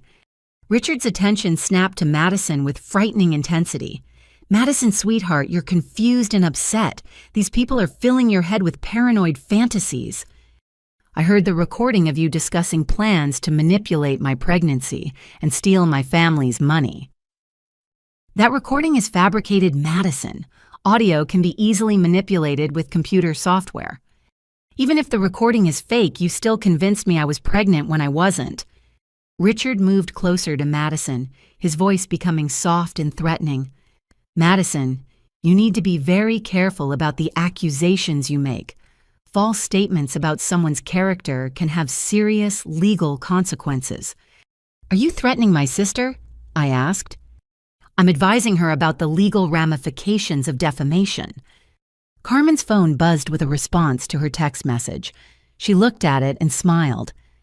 "Richard, I think you should know that representatives from the district attorney's office are on their way here to review our evidence." Richard's face went completely white. "You called the police?" "We called the prosecutor's office that handles financial fraud cases." Without allowing me to present my side of the story, "Your side of the story is well documented in our evidence files." Richard looked around the room like a trapped animal, realizing that his carefully planned operation had been completely exposed. "This is harassment," he said, his voice rising. "You've invaded my privacy, conducted illegal surveillance, and now you're attempting to have me falsely arrested. We've documented your criminal behavior and reported it to appropriate authorities. The doorbell rang and Dad went to answer it. Two people in business suits introduced themselves as investigators from the district attorney's office. "Miss Rodriguez," the female investigator asked, "we received your call about financial fraud allegations." "Yes, we have comprehensive evidence of a multi-family fraud operation spanning several years." The investigators looked around the room, taking note of Richard's presence and the boxes of evidence. "Mr. Whitman, I presume," the male investigator said. Richard straightened his shoulders and attempted to regain his composure. "Yes, and I want to report that this family has been stalking and harassing me for weeks. We're aware of your police report, sir. We're here to review evidence from all parties involved." Carmen began presenting our documentation systematically. Financial records recorded conversations, witness statements, and pattern analysis that clearly demonstrated Richard's criminal operation. As the evidence mounted, Richard's attempts to maintain his innocent facade became increasingly desperate. "These people are clearly mentally unstable," he insisted. "They fabricated this entire conspiracy theory because they can't accept that their daughter isn't good enough for my family." Madison stood up suddenly. "Richard, stop lying. I know what you did to me, and I know what you plan to do to my family." "Madison, you're having an emotional breakdown. You need professional help." "The only help I need is protection from you." The female investigator looked up from reviewing our evidence. "Mr. Whitman, these allegations are quite serious. We're going to need to conduct a formal interview with you at our office." "I'm not answering any questions without my attorney present." "That's certainly your right, sir." As Richard prepared to leave, he turned back to Madison one final time. "Madison, when you realize what a mistake you've made, when you understand how these people have manipulated you into destroying your own future, don't expect me to welcome you back." "Richard," Madison said quietly, "I already understand exactly what kind of mistake I almost made." After Richard left with threats of lawsuits and countercharges, the investigators spent 2 more hours reviewing our evidence and interviewing each family member about our experiences. When they finally finished, the female investigator looked at Carmen with professional respect. "Miss Rodriguez, this is one of the most comprehensive fraud investigations we've ever received from civilian sources." "Will there be criminal charges?" I asked. "Based on the evidence you've presented, we'll be pursuing multiple felony charges against Mr. Whitman and potentially his family members." As the investigators left with copies of all our evidence, I felt a mixture of relief and lingering anxiety. We had exposed Richard's criminal operation and protected our family from financial destruction. But I knew that men like Richard didn't surrender quietly, and his threats of retaliation were probably just beginning. 2 days after the DA investigators left with our evidence, I received an unexpected phone call that changed everything. "Miss Collins, this is Eleanor Whitman." I nearly dropped the phone. "Mrs. Whitman, I wonder if we might arrange a private conversation. There are some matters regarding my son that I believe we should discuss." "I'm not sure what we would have to discuss, Mrs. Whitman." "I think you might be surprised, Miss Collins." Against my better judgment, I agreed to meet Eleanor Whitman at a neutral coffee shop downtown. Carmen insisted on accompanying me, convinced this was some kind of trap or attempt at intimidation. Eleanor arrived exactly on time, looking impeccably dressed, but somehow diminished from the confident woman I'd observed at the country club. She sat down across from us with careful dignity. "Miss Collins, Miss Rodriguez, I want to begin by apologizing for my family's inexcusable behavior toward your family." I stared at her in shock. "I'm sorry, what?" "I said I want to apologize. Our treatment of you and your family has been reprehensible." Carmen leaned forward. "Mrs. Whitman, we have recordings of you discussing plans to manipulate Madison and steal money from their family. I'm aware of those recordings. They represent the most shameful moments of my life." Eleanor's voice was steady, but I could see tears forming in her eyes. "Miss Collins, I need you to understand that my husband and I were also victims of Richard's manipulation." "What do you mean?" "We thought Richard's marriage plans were legitimate. We believed he was genuinely in love with Madison and wanted to build a life with her. But the recordings capture conversations where Richard convinced us that your family was trying to take advantage of our wealth. He told us you were social climbers who would exploit our generosity and eventually demand more and more financial support. I felt confused by this unexpected turn. So you didn't know about Richard's criminal plans? We knew Richard had financial difficulties, but he told us they were temporary setbacks caused by bad business investments. We had no idea he was systematically targeting families for theft. Eleanor pulled out a folder of documents. After your family exposed Richard's operation, my husband and I hired our own investigators to examine Richard's activities. She slid the folder across the table to Carmen. We discovered that Richard has been stealing from our family accounts for over 2 years. Carmen opened the folder and examined bank statements, showing unauthorized transfers totaling over $150,000. Richard was using our family credit accounts to pay off gambling debts and personal loans, Eleanor continued. He forged our signatures on documents and used our business connections to establish credibility for his fraud operations. You had no idea this was happening. Richard is extremely skilled at manipulation and deception. He convinced us that any financial discrepancies were caused by accounting errors or business fluctuations. Eleanor's voice became more emotional. Miss Collins, when we listened to those recordings you provided to investigators, we realized that our own son had been using us as accessories to his criminal activities. What are you saying, Mrs. Whitman? I'm saying that my husband and I want to help you ensure that Richard faces full legal consequences for his crimes. Carmen and I exchanged incredulous looks. You want to help prosecute your own son? Our son is a criminal who has destroyed multiple families and brought shame to our family name. He needs to be stopped before he hurts more people. Eleanor pulled out additional documents. My husband and I are prepared to provide complete financial records showing Richard's theft from our accounts. We're also willing to testify about his manipulation tactics and his pattern of lying to family members. Why would you do that? Because it's the right thing to do, and because we want to make amends for the terrible way we treated your family. Eleanor's next words shocked me even more. Miss Collins, my family owes you a significant debt of gratitude. Your investigation exposed Richard's criminal behavior before he could steal even more money from us or destroy more innocent families. Mrs. Whitman, you called my family trashy and inappropriate for your social circle. I said things I deeply regret based on lies Richard told us about your family's character and intentions.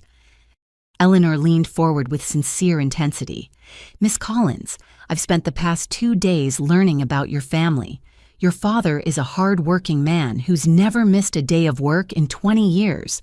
Your mother volunteers at the food bank and tutors children at the community center. You work as a skilled mechanic and saved $10,000 to help your sister's wedding. She paused, gathering herself. My family has more money than we know what to do with, but we don't have the kind of character and integrity your family demonstrates every day. I felt tears forming in my own eyes. Mrs. Whitman, you don't need to. Yes, I do need to say this. I need you to understand that everything my family said about your social class was wrong and shameful. Eleanor pulled out one more document. Miss Collins, I want to ask if your family would consider accepting our financial support for pursuing criminal charges against Richard. What kind of financial support? Legal fees, investigation costs, and compensation for the money you've already lost due to Richard's fraud. Carmen studied the document Eleanor had provided. Mrs. Whitman, this is a substantial amount of money. It's the least we can do to help repair the damage Richard has caused. I looked at Eleanor Whitman, seeing genuine remorse and determination in her expression. Mrs. Whitman, what about your husband? Is he also willing to testify against Richard? My husband is devastated by Richard's criminal behavior. He's prepared to do whatever is necessary to ensure justice is served. And you understand that testifying against Richard might result in serious prison time for your son? Eleanor's voice became firm and resolute. Miss Collins, Richard is 29 years old. He's had every advantage in life, every opportunity to make good choices. Instead, he chose to become a criminal who destroys innocent families. She looked directly into my eyes. If Richard goes to prison, it's because of his own actions, not because of our testimony. As Carmen and I left that meeting, I realized that exposing Richard's criminal operation had created an unexpected alliance with the very people I'd initially seen as enemies. Eleanor Whitman's willingness to testify against her own son and provide financial support for his prosecution would make our case against Richard virtually unbeatable.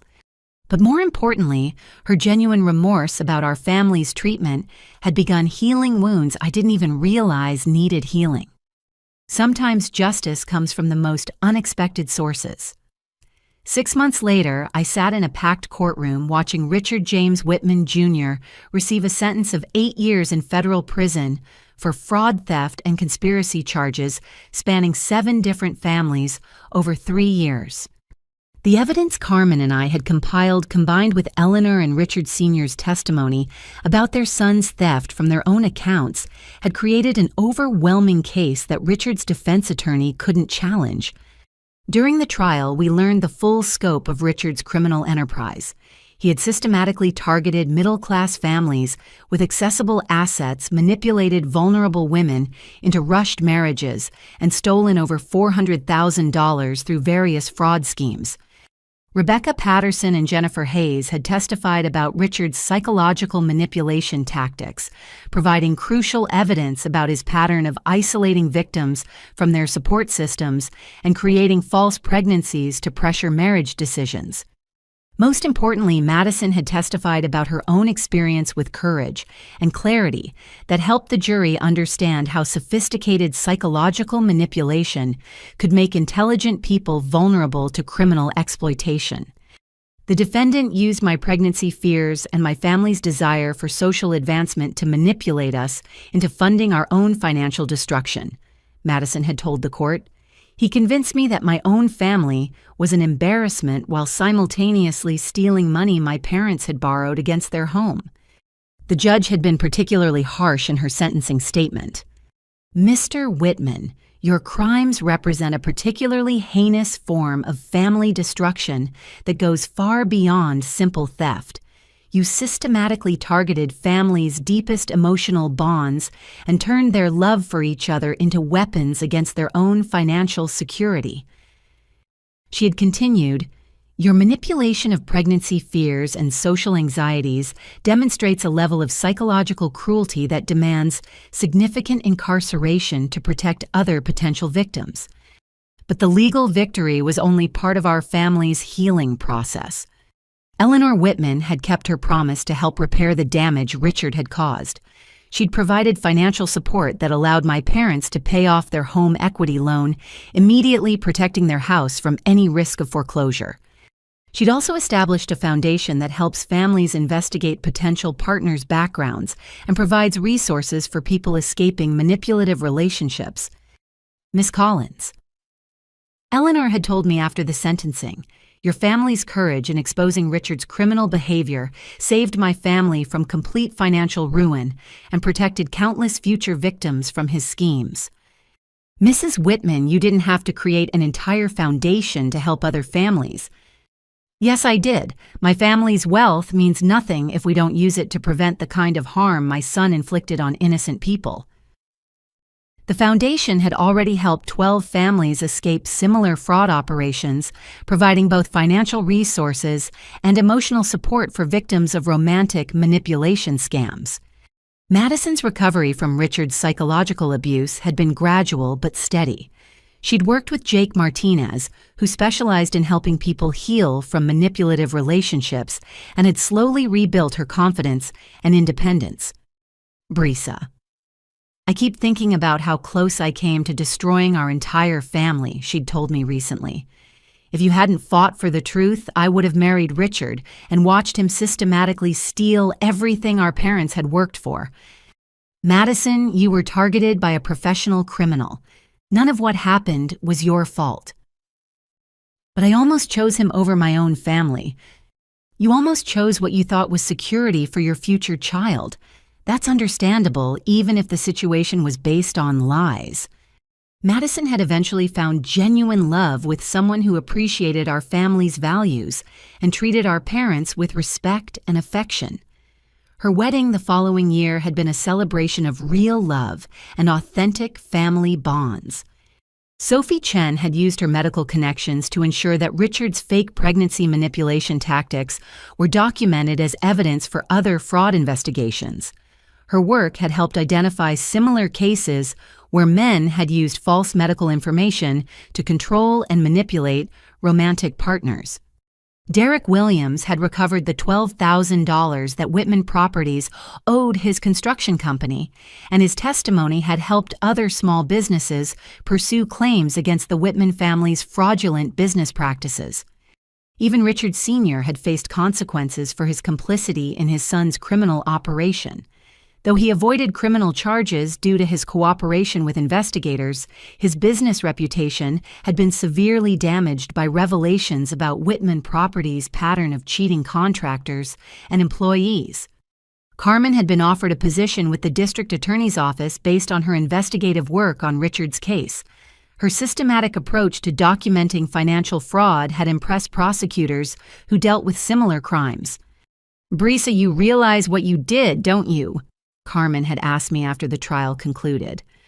"What do you mean?" "You saved your family from financial ruin, protected your sister from an abusive marriage, and exposed a criminal operation that was destroying other families." "We saved our family, Carmen. I couldn't have done any of this without your help." "But you made the choice to fight back when it would have been easier to just accept the situation."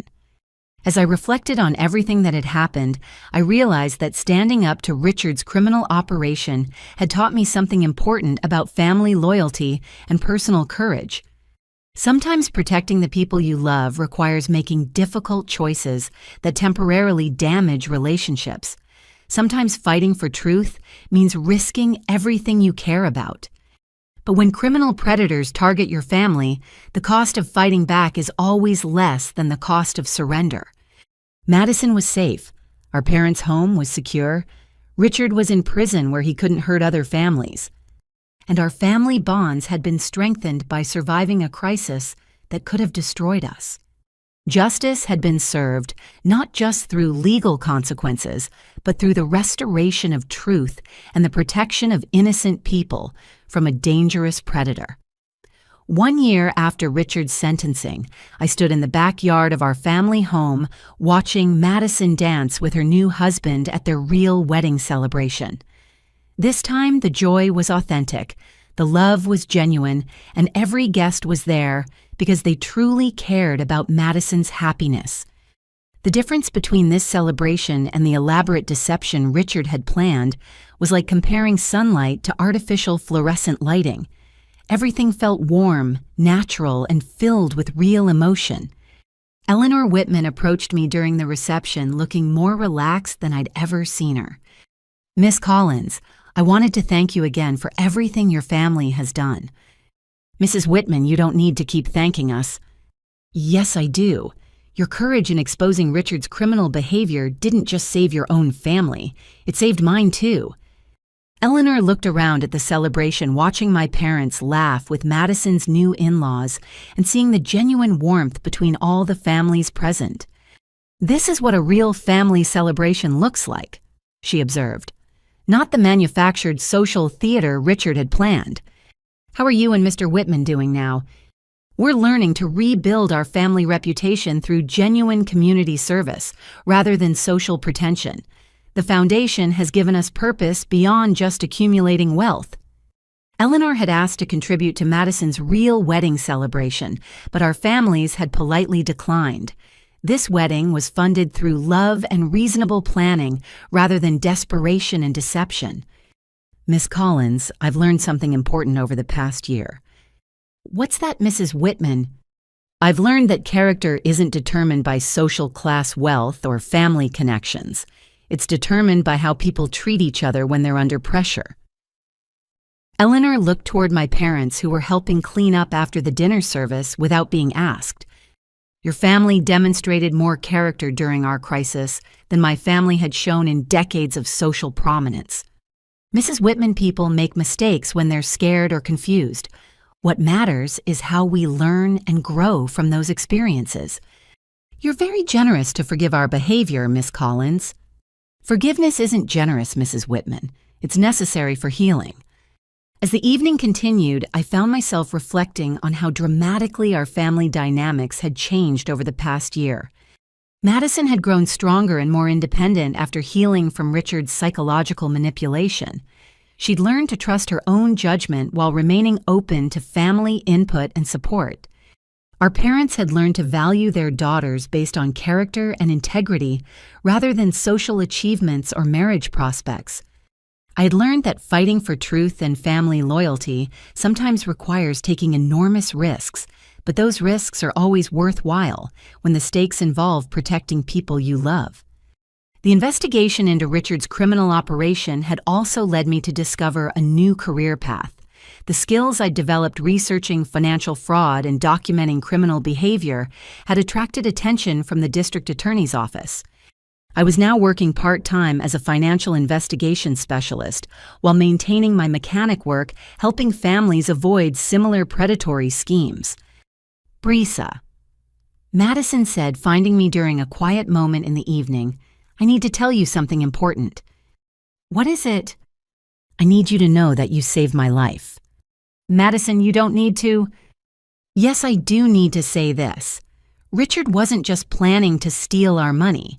He was planning to isolate me completely from my family, make me believe I was mentally unstable, and control every aspect of my life." Madison's voice became emotional. "If you hadn't fought for the truth, I would have spent years in an abusive marriage wondering why I felt crazy and why my family had abandoned me. Madison, you would have figured out his deception eventually." "Maybe. But by then he would have destroyed our family financially and convinced me that I deserved the abuse." Madison hugged me tightly. "You risked everything to save me from a man who would have destroyed my life. You're the best sister anyone could ask for." As the celebration wound down and families began saying their goodbyes, I realized that our experience with Richard had taught us something valuable about the nature of family bonds. True family loyalty isn't about blindly supporting each other's choices. It's about being willing to fight for each other's well-being, even when that means challenging decisions or confronting difficult truths. Sometimes love requires saying no. Sometimes protection requires causing temporary pain. Sometimes saving someone means risking the relationship itself. Eleanor Whitman had been right about character being revealed under pressure. Our family had faced a crisis that could have destroyed us financially and emotionally, but instead, we'd emerged stronger and more united. Richard had tried to exploit our family's desire for social advancement and our love for each other, but those same bonds of love had ultimately protected us from his criminal manipulation. As I helped my parents clean up after the celebration, Dad put his arm around my shoulders. "Brisa, I'm proud of the woman you've become." "Thanks, Dad." "Not just because of how you handled the situation with Richard, though that took tremendous courage." "Then why?" "Because you've learned that being part of a family means protecting each other from danger, even when that danger comes disguised as opportunity." Dad looked toward Madison and her new husband, who were laughing together while organizing leftover flowers. "You understood that Madison's happiness was more important than her wedding, and that her safety was more important than her social aspirations." "I just did what any sister would do, Dad." "No, sweetheart. You did what a sister with wisdom, courage, and unshakable family loyalty would do."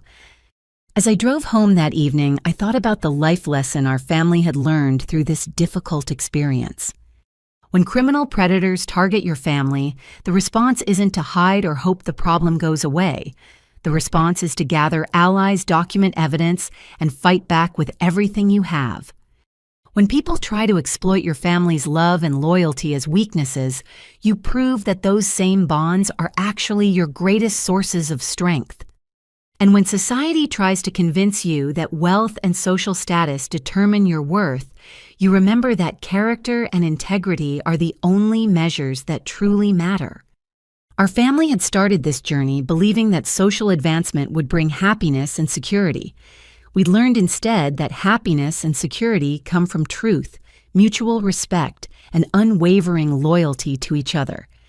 Richard Whitman Jr. had tried to destroy our family by turning our love into a weapon against ourselves. Instead, he'd taught us that our love for each other was powerful enough to overcome any criminal scheme designed to tear us apart. Have you ever had to choose between supporting a family member's happiness and protecting them from danger? Sometimes, the most loving thing we can do is say no to something that seems wonderful on the surface, but threatens the people we care about most. Family loyalty isn't about saying yes to everything. It's about having the courage to fight for what's right, even when it's difficult. If this story resonated with you, please like this video, share it with someone who might need to hear this message, and subscribe for more stories about family courage and standing up for what's right. Thank you for listening, and remember, your family bonds are stronger than any scheme designed to break them apart. Stay safe, trust your instincts, and never stop fighting for the people you love.